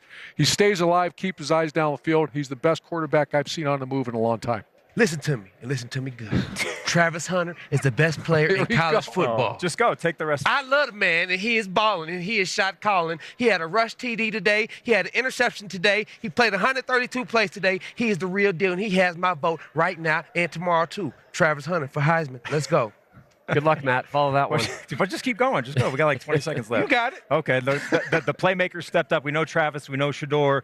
The defense was phenomenal. You're going to need a full team to make a run, coach, at a Big 12 championship game. Shepard, Wester, Miller, obviously Travis Hunter were phenomenal today. Yeah. 405 yards of total offense against the #1 defense in the Big 12. Up next for Coach Prime, a road trip out to Kansas, Arrowhead Stadium, next Saturday live on Fox. Colorado just 2 seasons after winning 1 game, 8-2, controlling their own destiny in the Big 12. We know the names on offense. We may not know the names on defense, but the defense has been a story over the last 7 games. I mean, it's so easy to get blinded by the bling, so to speak, right? I mean, Shedeur, probably the best quarterback in the country. Yep. Those receivers, I mean, it's just fun to watch. And you throw in Travis on both sides. You get blinded by what maybe the heart and soul of this team is this defense. 4 turnovers today, 4 sacks today. In the last 4 games, they've had 10 takeaways, 19 sacks. This defense, like this whole team, but keeps getting better. And it's so impressive. That's what it's all about. Improving in November. Mm-hmm. You got a chance to play for a real championship. There's only one guy that does it on both sides of the football, though. And let's send it over to Acho in the film room with more on him.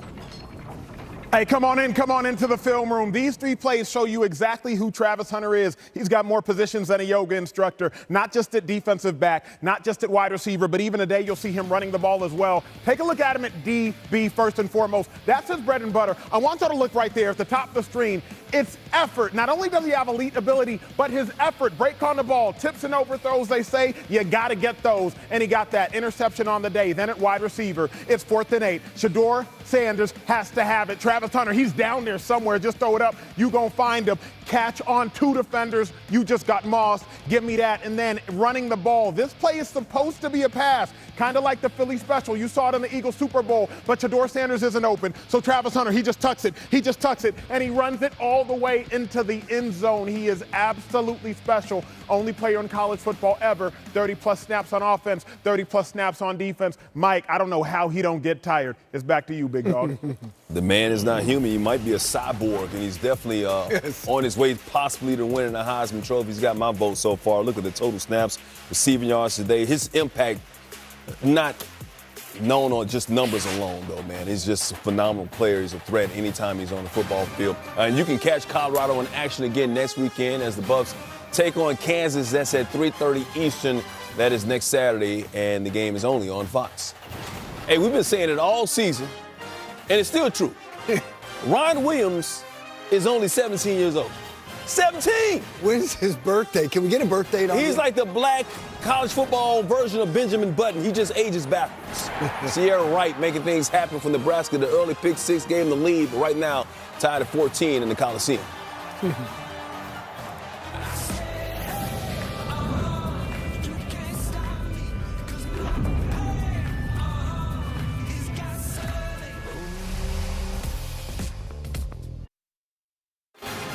Welcome back to the State Farm Fox College Football Halftime Show.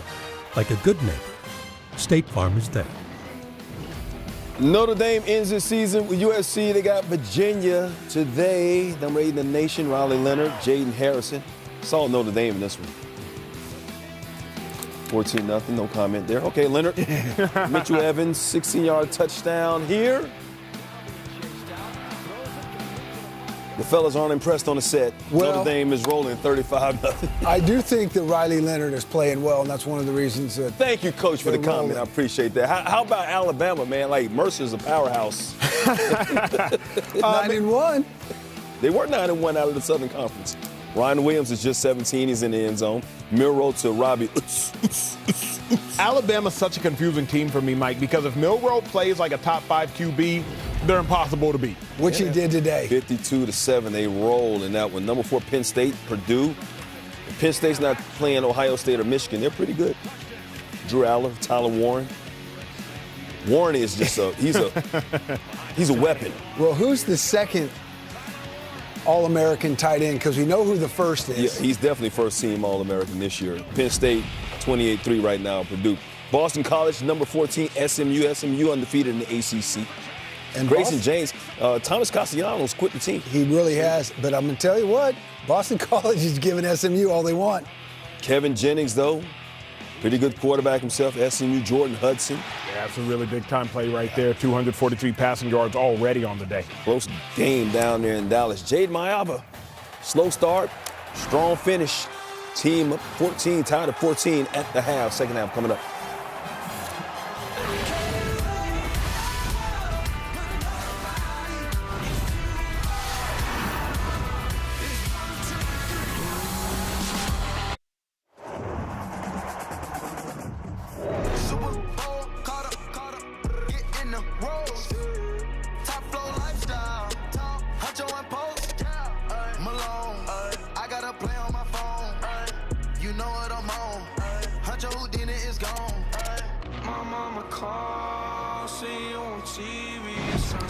Welcome back to Fox College Football, sponsored by Geico.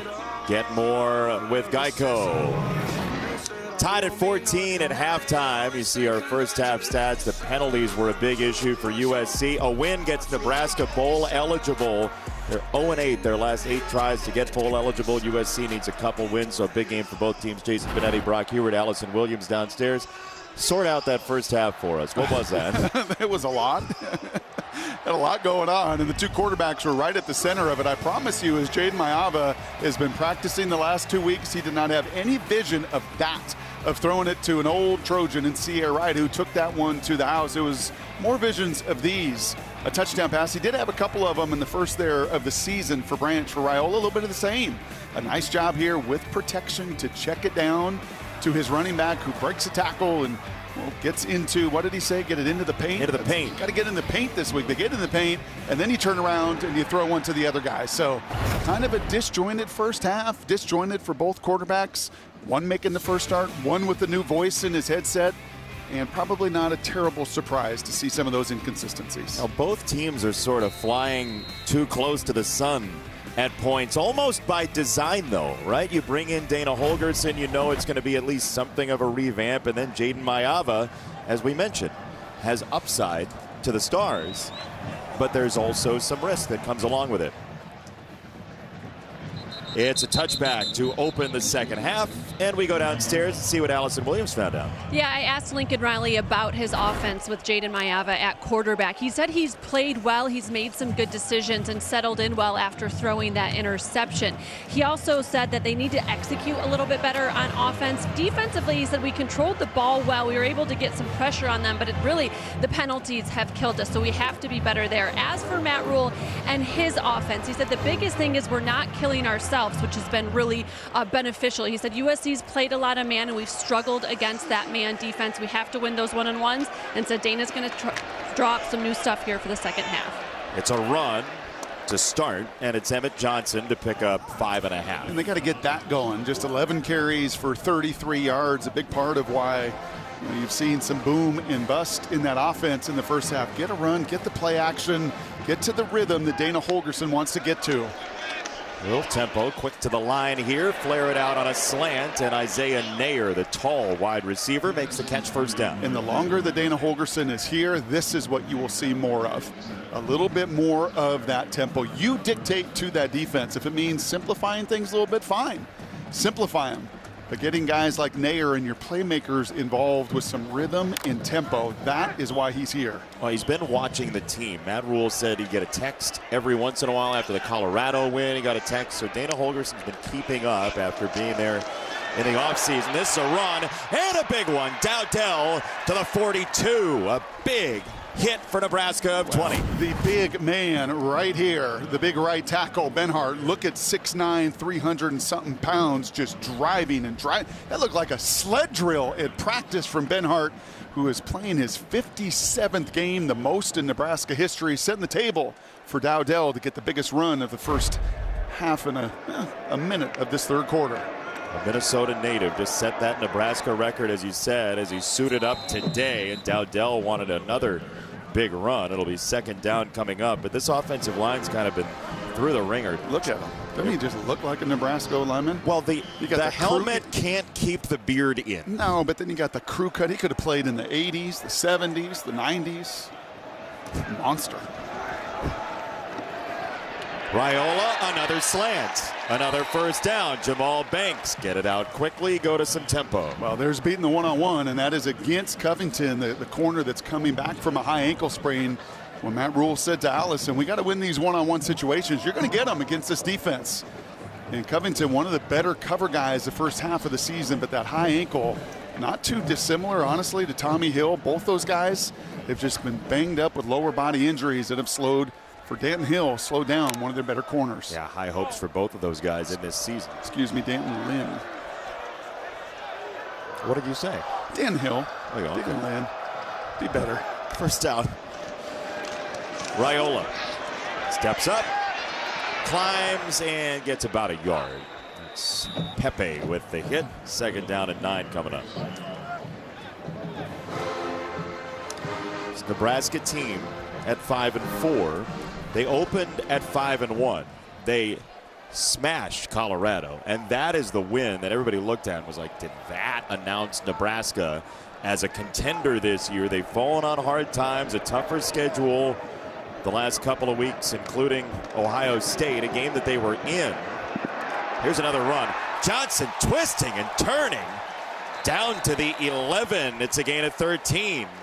It's Chubby Checker that time. Well, once again, it is right behind the right side of that line. Benhart with a nice block. Lutovsky, the right guard.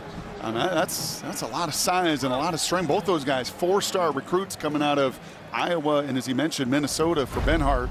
Setting the table here. Kind of wonder at adjustments, right? You said it going into halftime. Well, very clearly here, they looked at those run game numbers and said, that is not sustainable, and they're pounding the rock. They'll go 3 wide at the bottom and now send Bonner in motion. They'll run his direction. It's Johnson, and he gets about a yard.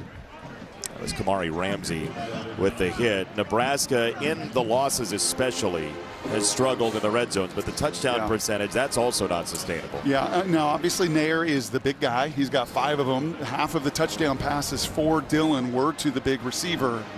But outside of that, finding a mismatch maker. Right? Usually the best red zone offenses, run it. They have creativity with a quarterback that can extend it, but also a guy you believe in a one-on-one and really trust in those moments. Bonner in motion again. Raiola pumps it that way. He's got some time to scan, and he'll slide and get hit as he does. Tompkins trailing the play, a guy they have high hopes for on the defensive line we talked about off the top, and now it's 3rd down, and Raiola's feeling it. Yeah, you are. And I wonder, that hit he took 2 weeks ago, man, it was violent. It was about at the same area of the field where he just took 3 guys on and came up the worst for it. That's now a couple occasions where he's protected himself and gotten down.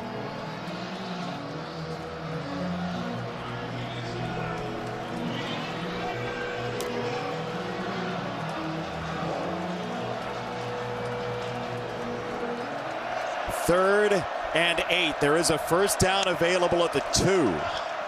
Raiola. And that's a comeback for Banks. It is incomplete. He tried to reel it in. He's looking it up. And that is going to be incomplete officially. So Banks was kind of hoping they change the call. Yeah, he's a big guy too, 6'4". These are the situations, right? These one-on-one situations. That's against a long corner. He catches it, but I think his first contact is a foot in. Arm first, I think, right? First. I think they're going to take another look at this. Is an incomplete pass. DeCarlos Nicholson had a piece of the jersey as well. He did, and they have been doing that on both sides today. I'm sure Nebraska fans watching this going, man, how many times are you going to tug and pull? Is that foot down? I don't think he has control. He does not. No, he does not have control either. You can't add pass interference, so this is just about the completion. Because the foot is down, you're right, but it's not secure, I wouldn't say. No, I see that ball move. Mike Pereira is with us to answer all the questions we have in the world. Mike? I agree with you. I thought first it was good, but when you look now, there is interference, by the way, and you're right, we can't do anything about that. But the ball's coming loose here. He doesn't have control, and then he hits first out of bounds. So it is incomplete, and they would stay with the correct call on the field. What other question you got for him? No, that's it for that's now. It? Yeah, okay. But we just know he's on standby in case something really deep comes up. Yeah, there definitely is a tug there. And usually those side judges, when they see the tug, it kind of came into play in Salt Lake City last weekend. When they see the pull. You're going to go back there? Well, when they see the pull of the shoulder pad, that usually leads to that penalty flag. It did not in that occasion. They're taking a long look at this, by the way. They are. Which always leads you to believe, like, well, again, the call on the field is incomplete. Yeah. The foot is down, but the ball is away from his body, and the next thing that touches is I don't know why this one is such a complicated review. After further review, the ruling on the field stands. Incomplete pass. So they couldn't confirm it. It is stands, not enough to overturn. And so it's going to lead to a... And this has been no gimme now in the kicking game for Nebraska. No, that's right. Alvano didn't make the trip, so it's John Hole or bust. And he so far is 4 for 8 this year. The redshirt freshman transfer from Iowa Western Community College. From 29 for the lead for the Cornhuskers. It's on the way, and it is good. So Nebraska does take a 17-14 lead. USC will have it when we come back.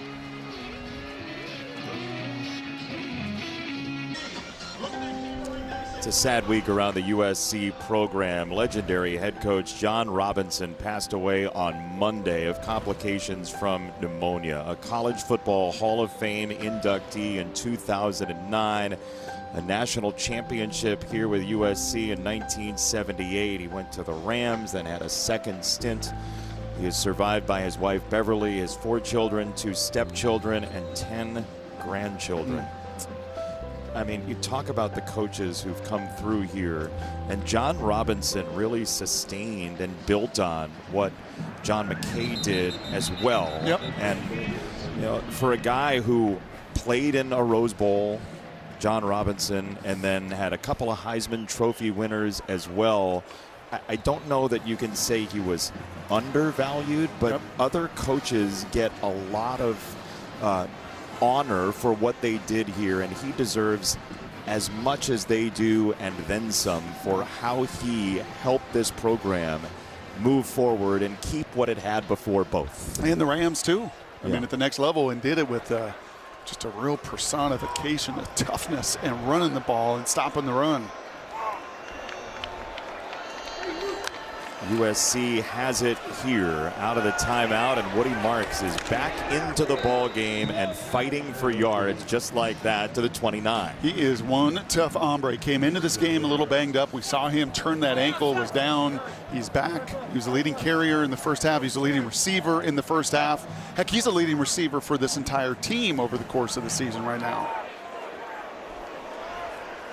8 runs, 5 catches, 14 touches officially.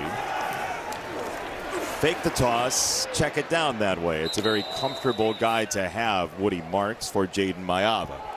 You know that feeling. You got a guy out of the backfield you know he's going to catch the ball. Kind of reminds me of Ricky Waters back in the day. Okay. Ricky, I got to be a teammate of his with the Seahawks, and he was as good a runner as he was pass catcher.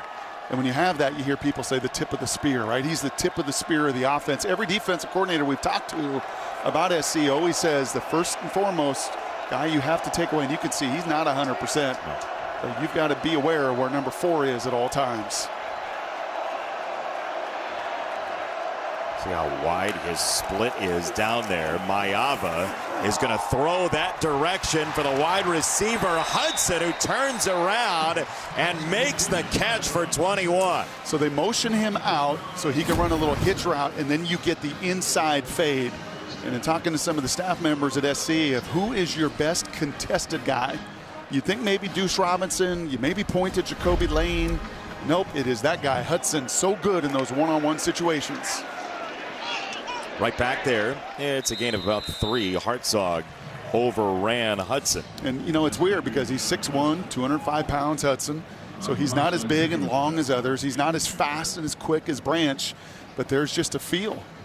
And, you know, corners like Hartzog will tell you you can be in the right position, but there's just guys that play the ball, that know how to leverage their body, and their timing is exquisite. Hudson, one of those guys. USC very well known for its explosive wide receivers. Over the years, it was McCree in motion. Fake it, go over the top, down the sideline. Deuce Robinson is gone.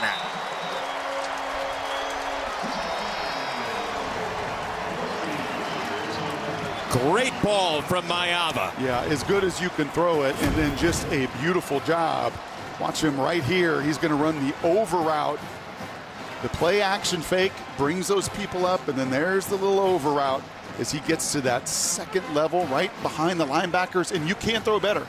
I mean, that is a ball that just comes out of his hands totally clean and pure, and a catch and run for Deuce to take it to the house.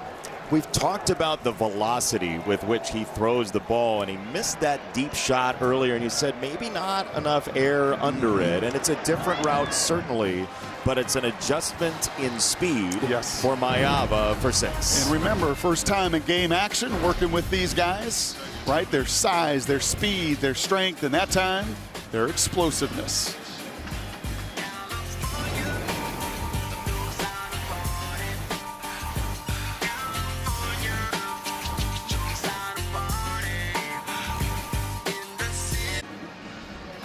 Fox College Football is sponsored by Discover, the official credit card of the Big Ten Conference. Deuce Robinson touchdown. USC takes the lead.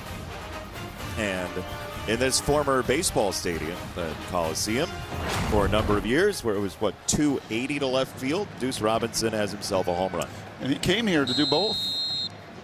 I kind of like to see him hit a baseball.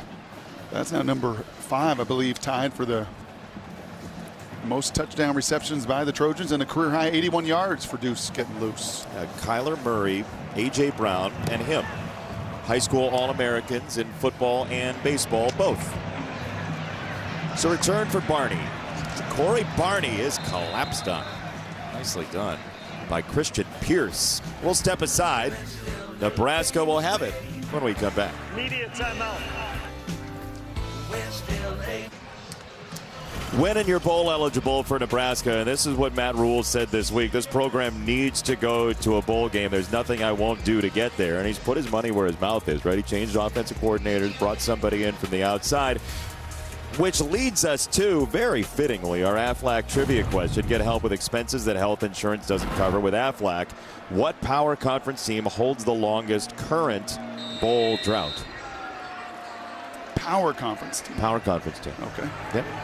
You read it right. Good job. Reading comprehension, once again, your strength. Dowdell on the run. A lot of run. And a hurdle while he's at it. Dowdell for a first down. Jalen Smith took him down. This has been the adjustment. Last drive, 10 plays, and it's just running behind these two. We saw it with a lot of success in the previous drive. Same thing. Ben Harden is 320 pounds and 6'9", just knocks back that defensive tackle to the second level, allowing Dowdell some green grass. Raiola will check it down. It's Dowdell. Fedoni was fighting to make a block, and he couldn't, and that leads to Branch just planting Dowdell. And that is what he likes to do. Playing in space, playing some of the pass. Not one of his great strengths, coming downhill and bringing 6'2", 210. The big brother of Zachariah on the other side will do that.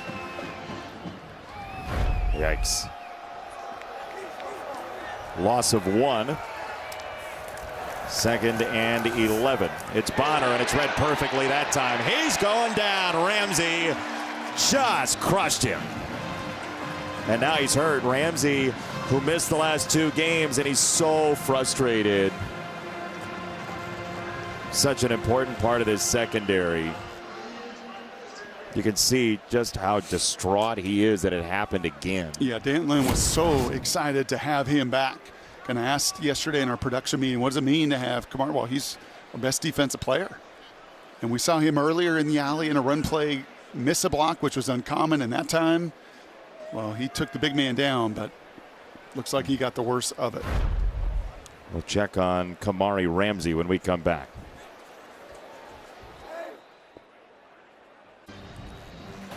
Fox College Football sponsored by Copilot Plus PCs, powered by Snapdragon.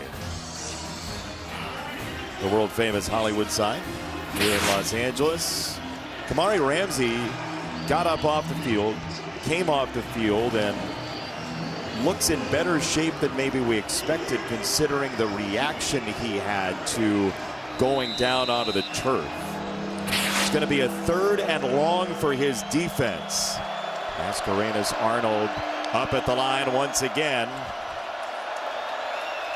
Remember, Nebraska got it up quickly over his head. to Bonner. Now he's going to back off. They will rush 4. Muhammad is coming. It's a throw for Banks, and he'll be 2 yards short. Now you're down 4. Okay? Would you? I bet that little book says, go for it, Matt Rule. Go for it. But I Is think that how the book talks? Yes. But I think his years of experience said, I'm not going for it. I have more trust in my defense than I do right now in an offense trying to still figure it out. What do you think of that? What do you think of the call? Hey, Matt, the book tells you go for it. I just wanted to do that one more time. Buschini to punt.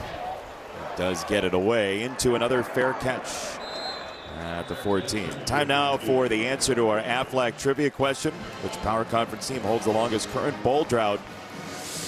Usually it's relevant to our current game, and yep, it's Nebraska. Their last bowl game was 2016. Their last bowl game win was the year before that. Vanderbilt 5 years, and then some 3-season droughts. But you know the thing, they've had all these like 5 and 7, 5 and 7, and I mean, how many different, eight different times? 8 times. They've been able to win to get bowl eligible. Their last 8 times, and they have not done it. And honestly, I think some of that is just the way it's like these one-score games as well. And the only thing you can do, as Matt Rule said to us earlier this year and this week, is get over it. Like, you just have to achieve it to silence those doubts. And yet again, both of these teams are in one of those games that can create doubts. A one-score game. Here is Mayava with the decision to run, and he gets to the outside. There it is. Once again, it's a gain of 11. Yeah, and this is just the second time. And again, he is not a run-first guy, but the impact that this has on a defense, right? And then what it sets the table for even more creative plays. And to stack that concept with shots down the field, it just gives you a more threatening, viable offense to attack a solid defense. First down here. Mayava sees pressure, gets away from pressure, rolls to his right, lost the football, and it's picked up by Bayer. That was Sierra Wright involved in it, then Bayer picks it up. Ty Robinson got in there. Yep. Well, the first thing is, and why Lincoln Riley's got his hand on his hips, first of all, you're right, it was Sierra Wright on the corner blitz, but no ball secured. He got that ball like a loaf of bread in his right hand, and Ty Robinson says, really? I'll eat. I like to eat, and I'll knock it away. And nothing but Cornhuskers in pursuit. Look at the big man, 6'6", 310 in the open field, setting the table up. Both teams with key turnovers. One of those what's good for the goose is good for the gander sort of situations. And exactly what you said, both these teams, a game where this is what it's been like all year. One-score game, big mistake, big play, critical mistake. Now can Nebraska capitalize with that gift from Mayava?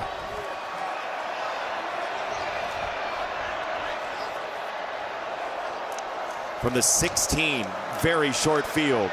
Johnson has only a yard, if that. And honestly, that is why I think Matt Rule punts. Because he trusts Ty Robinson. He trusts that front. Are you going to be perfect on the perimeter? No. Has UCLA made some plays in one-on-ones? Yes. But ultimately, you punt it, you get the takeaway. Now you got to pay off that decision. It can't be 3, right? You'd take 3, but you'd love 6. Raiola, it was a little behind him, but caught eventually by Nair. Now, if that's on his hands, catch and run, he might have a first down and more. Yeah, the only thing in his way was Mascarenas Arnold a little bit, so the quarterback wanted to secure that. That's why he put it on his back hip, but yes, could have been on that front hip and may have avoided this 3rd and 2. What do you like here for Nebraska? Well, that's some of the challenge because they've not really given you anything that you really can fall back on. Close quarters here, 3rd and 2. Raiola waiting for the play to develop. He wants Johnson now. He is hit and dropped. Mason Cobb closed the door. I don't know what he didn't see here. He had a touchdown to Jamal Banks. So they run this little screen, right? They've done that a bunch, and it's been successful. and he got the double move off of it. I don't know why he doesn't throw it. Oof. You got to throw that. I was going to say to you, maybe a screen to ask, what do you really like? And that was the right call by Holgorsen. And you saw it. Jalen Smith was confused. In the middle of the play, he turned and was pointing.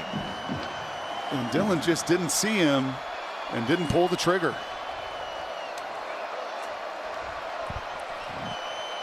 John Hull has made from 29, this from 30. So Nebraska will pick up 3, but that's all.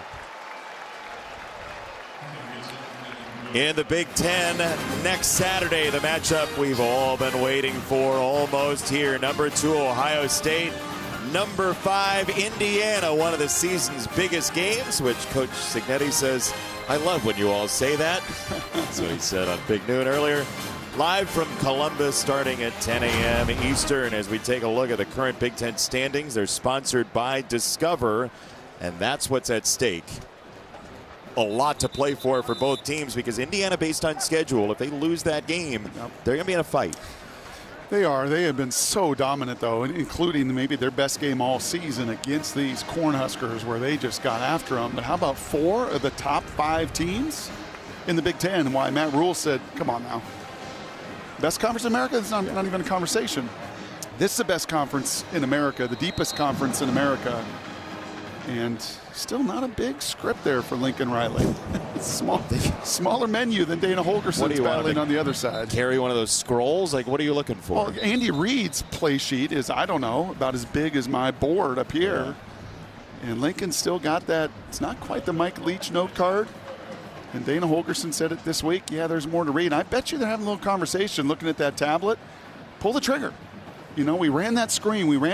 That's some of the rhythm and feel of a veteran play caller. And why Rule brought him in. Then when I call that screen and go, throw it. But isn't that also what happens when you have new? Yes, 100%. Right? Both sides.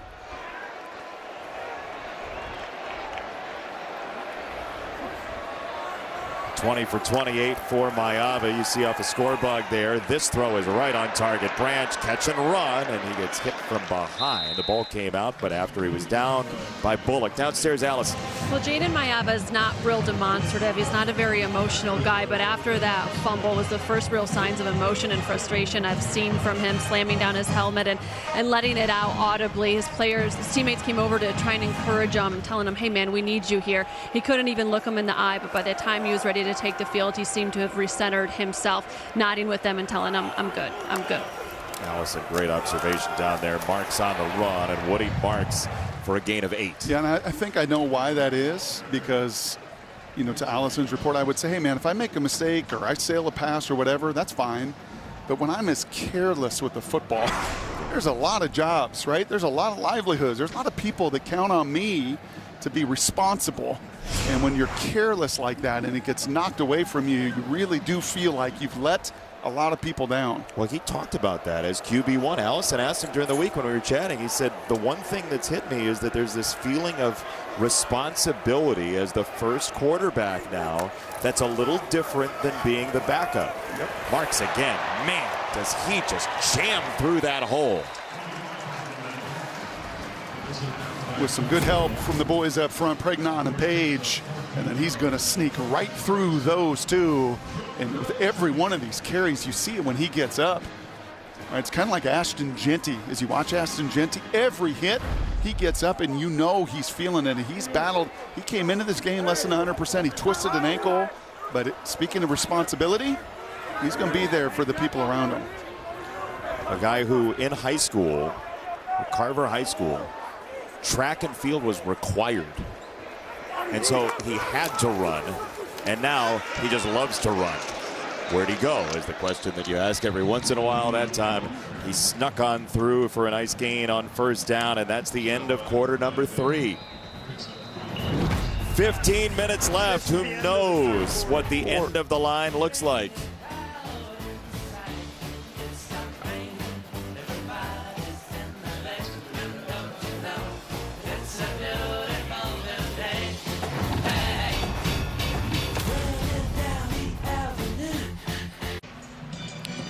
Welcome back to Fox College Football, sponsored by Geico. Get more with Geico. USC has 4 wins this year. They have 2 games left at UCLA against Notre Dame. They've had a lot of chances to get to bowl eligibility, but 1-5 in one-score games. And again, Nebraska has just been enveloped by that whole thing. And here we are again, as expected. Nebraska for years. Yep. I mean, Matt Rule is 1-8 in his tenure here. Followed Scott Frost that just could not win these kind of games. 4-21 in their last 25 of them. Mayava for Branch. And he has room. Zachariah Branch inviting contact, and it was Monheim on the outside that sprung him. Yeah, it sure was. He is right there, and it is just going to be one of those tunnel screens, and his feet move really fast. Look at him go right there, and it just, the big boy is in front, paved the way. This is what people have wanted to see from number 1. On the handoff, Marks. It was a 100-yard game a week ago. Right, he had his first touchdown earlier today. Just find ways to get Lemon and Branch in catch-and-run situations. I think there was a lot more expectation coming into this year that he would catapult after a freshman year with a punt return, a kickoff return, a receiving touchdown, a rushing touchdown. And it just has been a little slow to get started. 37 touches coming into the game is not a small number. He just had not scored. 2nd and 8 for USC. Mayava scanning, turning around, turned his back on the play. Now he zips it incomplete. He wanted Kyron Hudson. Oh. He was facing away from the end zone at one point. Yeah, yes, he was. It was a little whirly bird right here. And then I'm just going to wing it, and this ball goes off of the hand of Bullock. Actually, look at that. He puts that ball in harm's way and has throughout the course of the afternoon. Sometimes to the benefit, sometimes the other way. Moving right on the edge. 3rd and 8. Mayava. See what they see. Remember, the helmet communications killed at 15, so he's doing this on his own. And it's a run for Marks straight ahead, and Woody Marks is to the 10. Oof. Why? You got to take the 3 here, right? Yeah, I mean, it so. puts you in a close enough. The oof is because it puts you in a position. Maybe you wanted that on 2nd down call. Yeah. But I think Lincoln Riley knows right here. I got to go up 4. He said, "Get him off the field."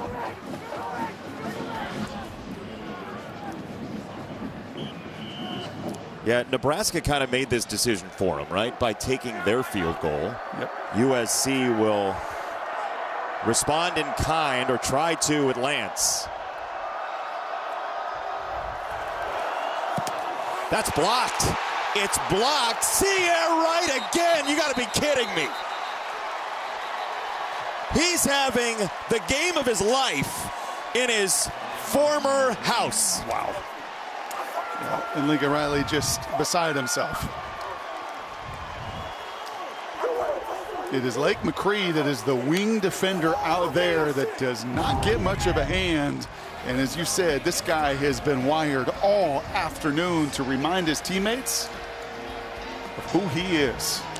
His name came up in that pregame argument between teams, and his former coach is not loving it.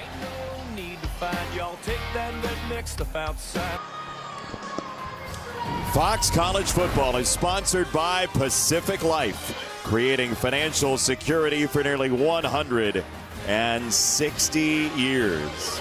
He transferred to Nebraska in the spring from USC. Sierra Wright, a pick 6, a blocked field goal, above and beyond, sponsored by Jersey Mike's. Be a sub above. Incredible. Is that young man. Incredible. Of all of the different characters in the story today, right? Dana Holgerson, the quarterbacks. It is the cornerback from LA, Loyola High School, right here, that has come back to haunt his old team.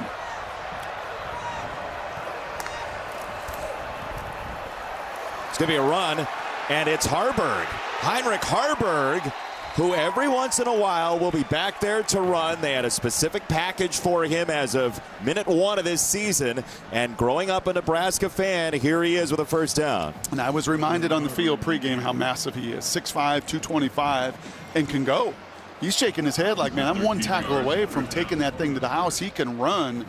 And I'd like to see a commitment to just that on this drive for Dana Holgorsen. The run. Just run. And run some more.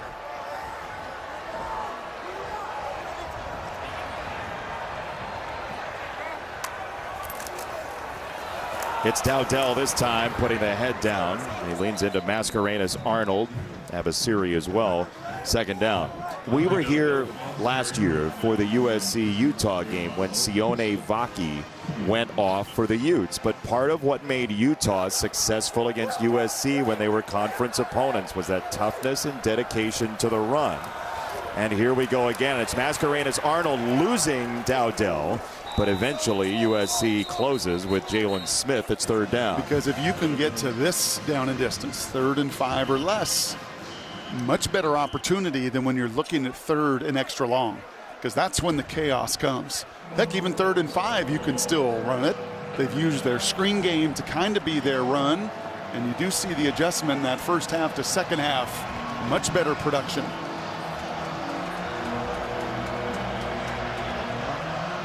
Oh, these final 11 minutes are going to be a fascinating ride. So much on the table here. Pressure coming up the middle. It's a screen away from it. Johnson is dragged down. Kamari Ramsey. Wow. What a sure tackle that was. If he does not make this tackle, there is not another Trojan. They all rushed. You could see the pressure there from Danton Lynn. And if Kamari does not come out of center field and once again just makes a tremendous open field tackle, there was nobody on the other side of him. Nothing but green grass. He gets to the legs. When we hear these coordinators say all the time, kill the motor, kill the motor, kill the motor, and the motor is the legs, he does it as good as anybody we've seen this year. A guy who came over to USC with Danton Lynn from UCLA, and now a timeout Nebraska. And on a punt, when you're trailing, is an expenditure of a timeout that you might just regret later in the ballgame. Kamari with that. Friday night on Fox, Big Ten showdown in primetime. Purdue takes on Michigan State. The action begins 8 Eastern, only on Fox and the Fox Sports app. And those Friday night games have been really interesting. Would you say that they've set the game on fire? You know why you took that timeout, Jay? They're going to go for it. I think they are. And I wonder if that is a little the communication with Dana Holgorsen as well. And this is a gigantic call, or at least maybe trying to draw him off sides as well. Nebraska was 0 for 5 on 4th down against Indiana. 1 for 3 last week against UCLA before the bye.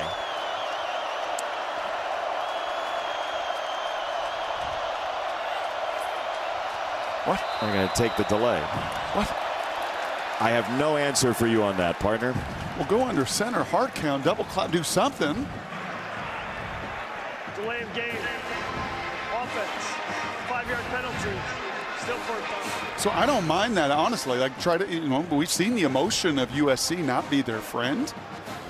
So I don't mind going for it, but there was not much there much tomfoolery.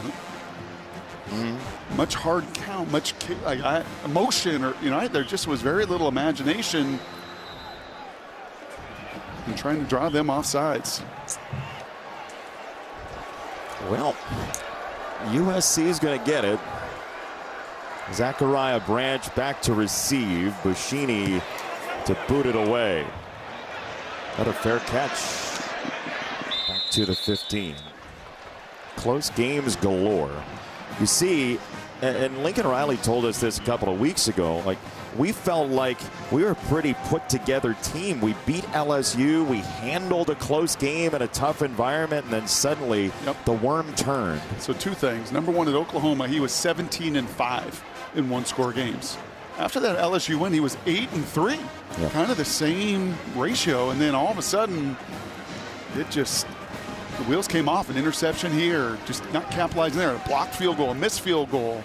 Just the inability to finish when it matters the most. I think, Brock, we have two fan bases watching this game on their couch saying, what's going to happen to us today? Both.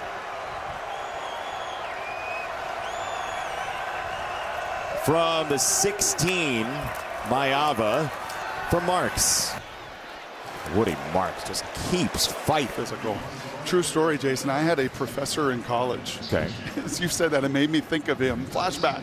That he couldn't watch the games in real time. He got so nervous and so worked up that he kind of had to know the result to go back and watch it. I also think there are fans in that same boat right now. Like, I don't want to watch because I don't know if I can handle these final 10 minutes. If it's USC and Nebraska fans sitting together, are they saying, no, you're going to win? No, you're definitely going to win. 2nd and 3, it's Marks. It might be whoever has the best run game in the fourth quarter wins this game. Well, it's this guy saying just continue to put it in my belly. I don't care if it's counter. I don't care if it's through the pass game. I don't care what it is. It's rare is what it is. Yes. 2 100-yard rushers the last 2 years. And 103 now for Marks with that tote. 6.5 yards a carry for Woody Marks. And he's not fully healthy, as you've talked about and we've seen. I'm going to set both of those guys. Lemon and McCree, they do. Maeva under siege, and he does get it away. Yeah, this was in there. Yeah, this was just a jailbreak, right? And this is what you want to do, right? The whole emphasis was to hit him physically, confuse him mentally. And the best way to get right to the quarterback, point A to point B, Lenhart right there in his lap, and does the smart thing there and throws it away. Now this is the time to kind of rein it in, right? If you're USC, you don't need high-risk throws from Maeva. Would you agree with that or no? I don't think that's in his DNA.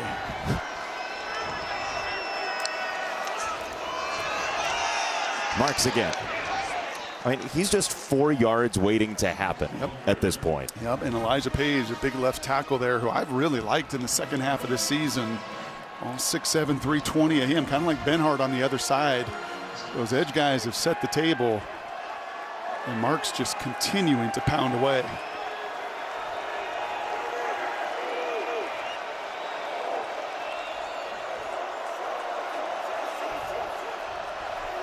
They're going to send Lemon the other way. Marks will come back into the backfield.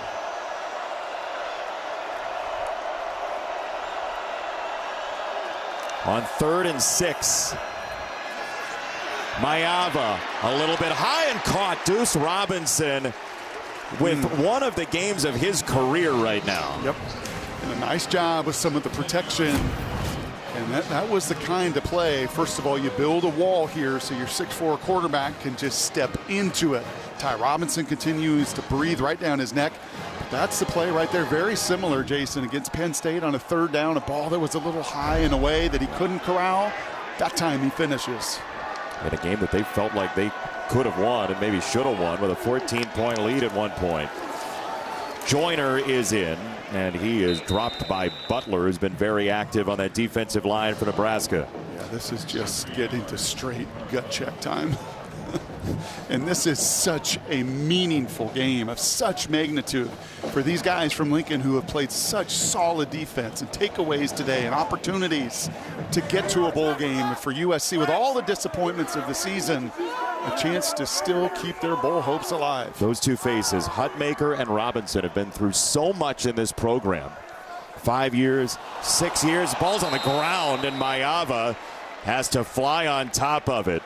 And that's where the USC fans say, I told you so, something's going to happen. Yep, we get a field goal blocked. You got the guy, Lake McCree, coming in motion, and Monheim snaps it, hits him right in the leg, like just finding a way, unfortunately, to screw things up.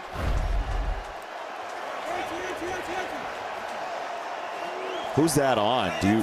That's not on Lake McCree. He's coming in motion, so it's just the timing of the snap and kind of what happens with new quarterbacks, new cadences, new timing. at just the wrong time. Third down, the new quarterback, Mayava, as of this week, gets hit as he throws. It's in the air and caught. It's Mekhi Lemon. How, what, where, how, why? It's very close, and they're going to say first down for now. Wait till you see this replay. I saw it the first time. No, that was enough. It's even more chaotic the second time. He gets hit as he throws. James Williams' incredible rush. It's off Lemon. It's off Javen. It's back to Lemon. Do you want it? No. Do you want it? No. Do you want it? Kind of like this game. Ruling on the field is a first down. Previous play is under further review.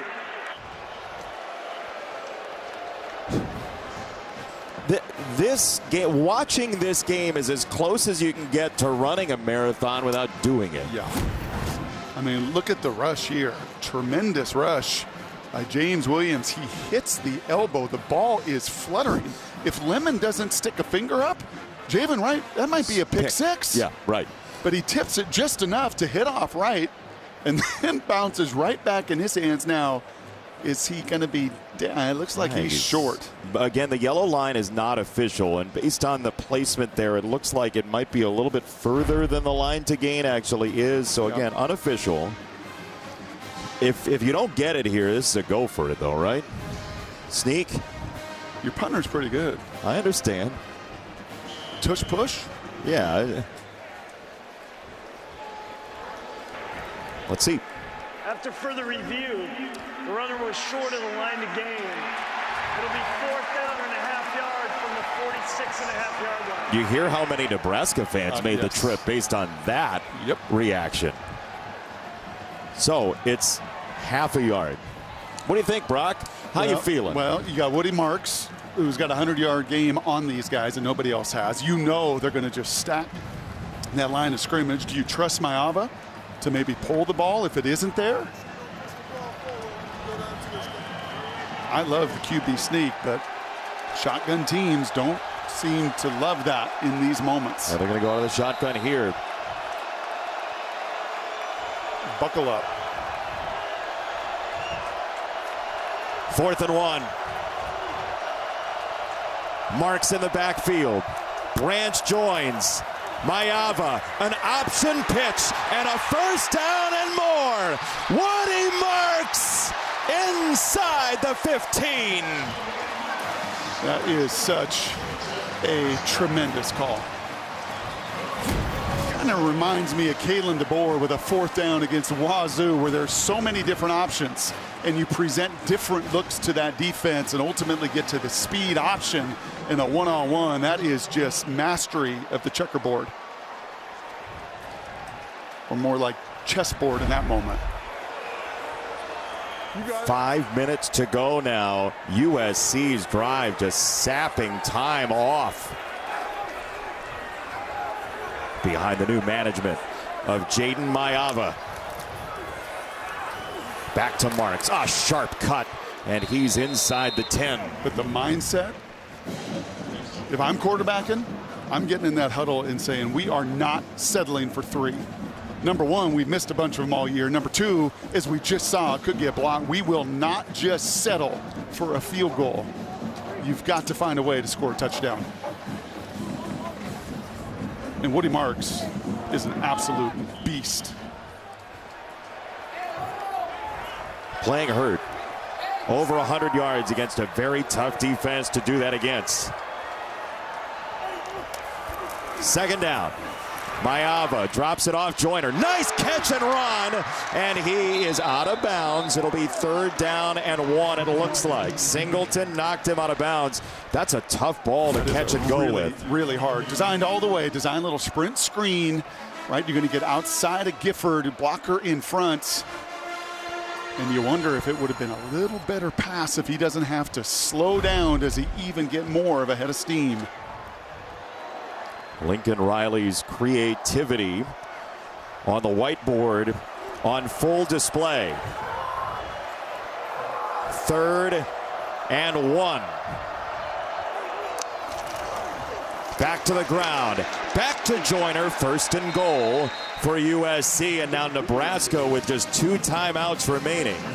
they'll see the ball again. Yes. But the question is how much time and what will the score be against Tony White's defense? Yep. Tony's going, man, that Lincoln Riley on the other side, he's got more stuff in his back pocket than just about anybody in college football.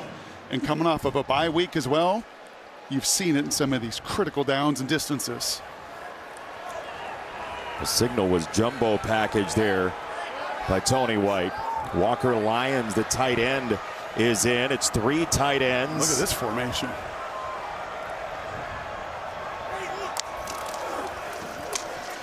Mayava, what a cut! Touchdown!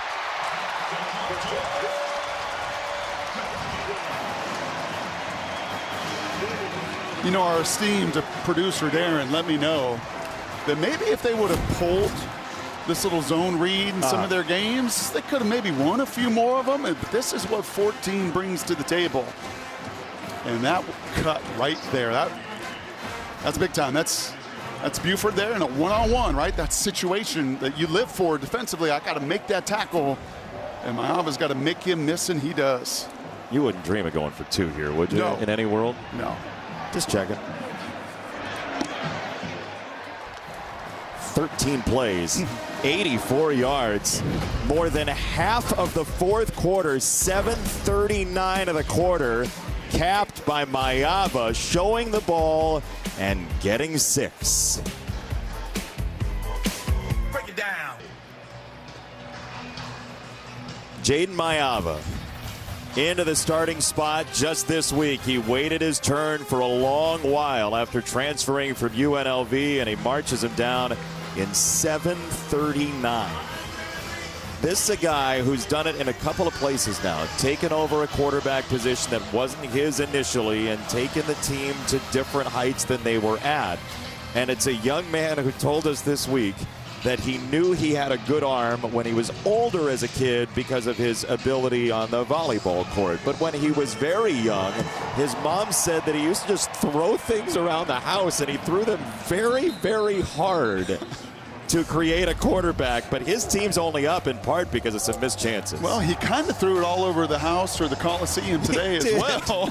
I mean, that was an opportunity right there, a big chance for Tommy Hill, who's been playing banged up. Here was Hartzog, the corner, just inches away from an interception. Both of those. This ball somehow, some way, batted up in the air, batted 3 times. If you're a Nebraska fan, you're just like, oh my gosh, what next? But it's been years of that in close games, you know? And here's Harburg again. Heinrich Harburg takes the snap, and it'll be Johnson this time.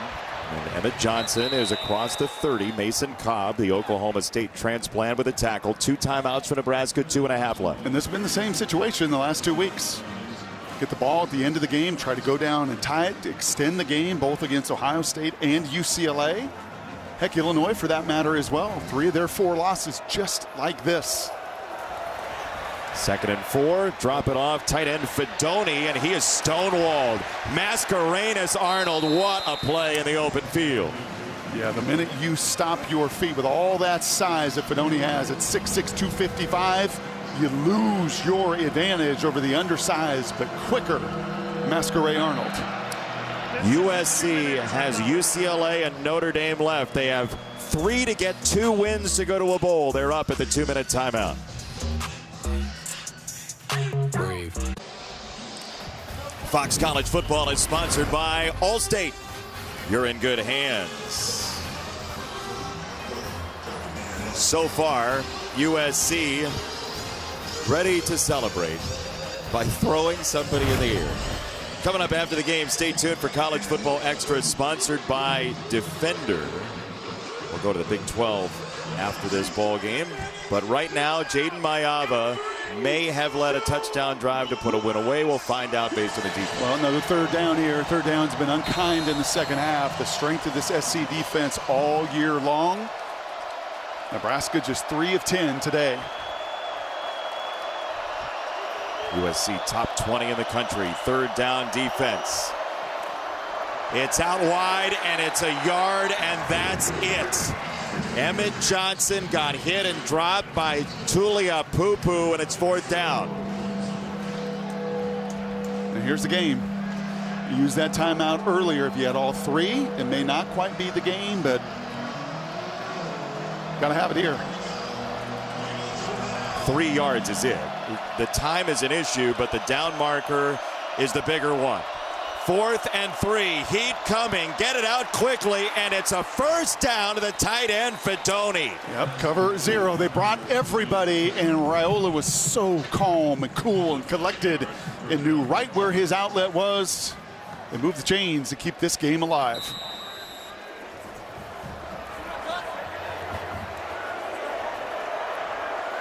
Moving to 1:15 to go. Raiola, tall in the pocket, got away from Arnold. His throw is on the money at midfield. He'll be short of the first down with Banks. Clock moving. You wonder if all these experiences, right? All these times you've been in these moments already this season, you see a very calm freshman quarterback. Both these teams have lived in close games all year. Raiola whips this into traffic and incomplete. Oh, man. Greedy Vance and DeCarlos Nicholson were both there. Yeah, he was throwing the deep over route. The challenge was the corner right here came off his receiver, that being Nicholson, and nearly picks this one off. Oh, how many times have we seen a ball just bounce this way and bounce that way and off of a fingertip here and there? All day long. Right at the edge. 3rd and 2. They'll run it. And Johnson has the first down for Nebraska. 2 timeouts, 40 seconds to go. Dana Holgorsen, his first week and a half in Nebraska Cornhusker colors, calling an emergency situation. Welcome to the new job. Every word matters in the play call. He's settled in over the course of 59 minutes. Raiola, here comes Fountain around the corner. Got it out wide again. It's Johnson out of bounds, but that wasted 9 seconds or so. 31 seconds to go. Nebraska trying to tie. There cannot be one fan in either fan base that is in any way surprised that this is coming down to a one-possession game in the final 30 seconds. Do you know how many people are living their superstitions right now? Favorite jerseys are being put on. Don't move on the couch. Exactly it. 2nd and 9. 31 seconds to go. Raiola with time. Got it out to the tight end, Borkacher. 23 seconds left. First down, Nebraska. Methodical drive. So you've seen 2 things from Dan Lynn. He's either brought the house or he's dropped 8. Those have been the 2 pictures, really, this entire drive that Raiola's been looking at. He's either playing coverage, trying to keep everything in front of him with 23 seconds to go, or on a couple different occasions, he has just brought everyone at the young freshman.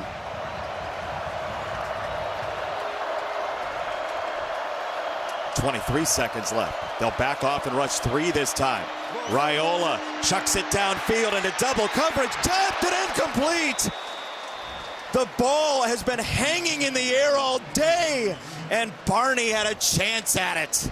I would have bet good money that this ball was going to get tipped in the air, and somehow, some way, Barney was going to come up with it.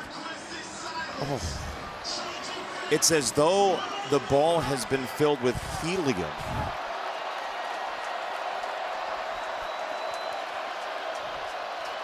Just dangling in the air, this game, the football, all of it.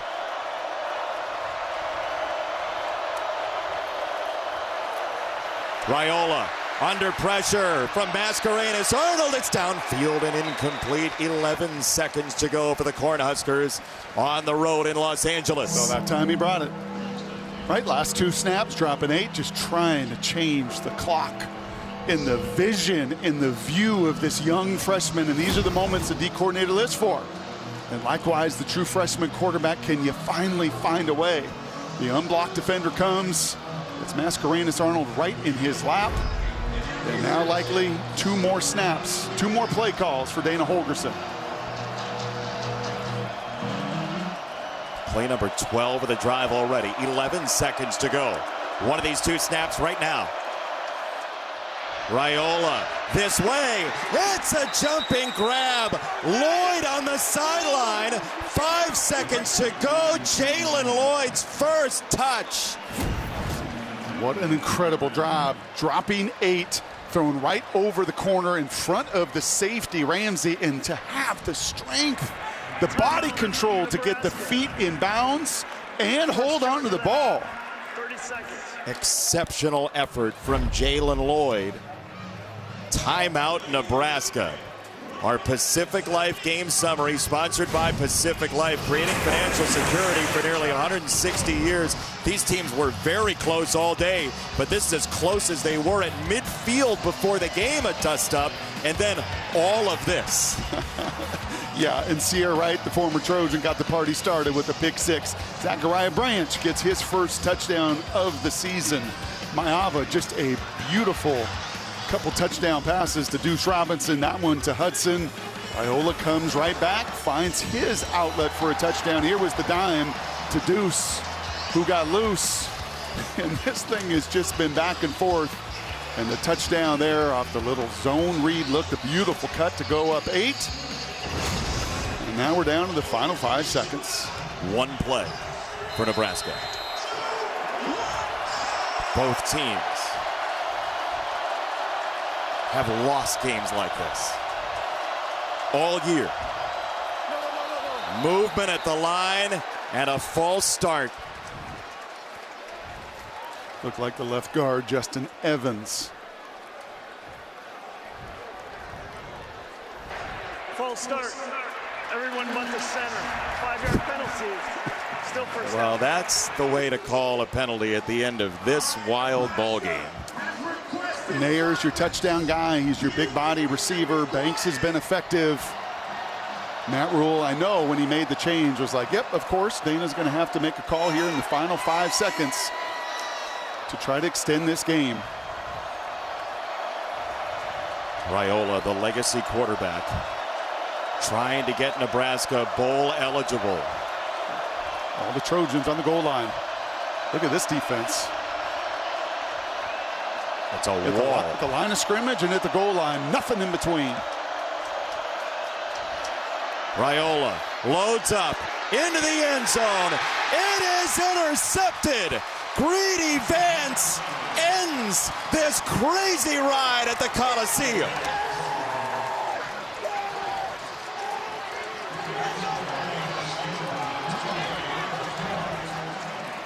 And Nebraska will have to wait one more game at least. Oh, that look on Raiola's face says it all. Just so frustrated at being so close so many times.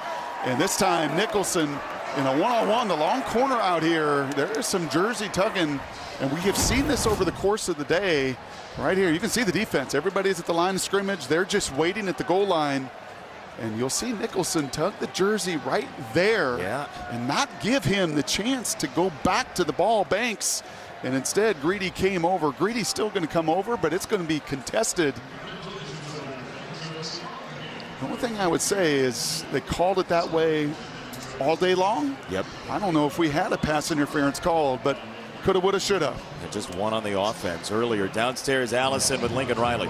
Coach Riley, with all the close games this team has been in that haven't gone your way, what's going through your mind when you're watching that final Nebraska drive? We were due, right? We were due. No, it was a good back and forth game. You know, we had a couple of unforced errors that obviously hurt us against a good football team here, but proud of our guys. This was a big win for the guys to come get it done. Stepped up on all 3 sides. Just a really terrific team win all around. You knew you needed to change something up offensively, so you make the switch at quarterback. What did Jaden Maaba provide this offense? Well, he made some plays. He made some plays with his legs. You know, he had a couple of mistakes that I'm sure he'll learn and grow from, but the guys were excited. We made some plays around him, especially the big drive there at the end when it counted. Well, the plays around him, a lot of them came from Woody Marks. How would you describe his performance today? Yeah, he was awesome. We didn't even know if he was going to play. He was a little a little dinged up, but he's been a warrior for us all day long. We're going to enjoy him for the next several games here because he's going to be a terrific pro when he's done here. Just give me a sense of what it means to this team to be able to get back in the win column here today. It felt like a must-have for both teams. No, for sure. This is an important game. I mean, this is a team, we played in these guys, Nebraska, that almost beat Ohio State on the road. I mean, they're a really good football team.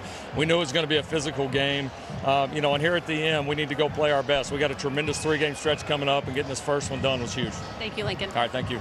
We learned again that the Big Ten is a rugged league. Thanks to Lincoln Riley and Allison. Brock, your final thoughts? Well, just must-have is exactly right, and you can see it on Raiola. Like, at some point, this has got to turn for Nebraska. And for USC, they keep their bowl hopes alive. And for Nebraska, 2 more cracks at it, 2 more at-bats to try to go bowling. Wisconsin and then at Iowa, the final 2 games for the Cornhuskers. But Sierra Wright with the big pick 6. He thought he was going to lead the team to victory. Instead, his former team gets a win behind a new quarterback. Our final score, 28-20 USC. For our entire wonderful crew, our producer, Bo Garrett, our director, Darren Foster, and everybody at the truck, for Allison Williams, Brock Ewart, Jason Benetti saying good night. We'll be back with more post-game coverage right after these messages. Take me there, look. I'm a sucker for your kiss, wanna steal it from your lips, baby, like a drug. All right, Greedy Vance sealing the deal for USC.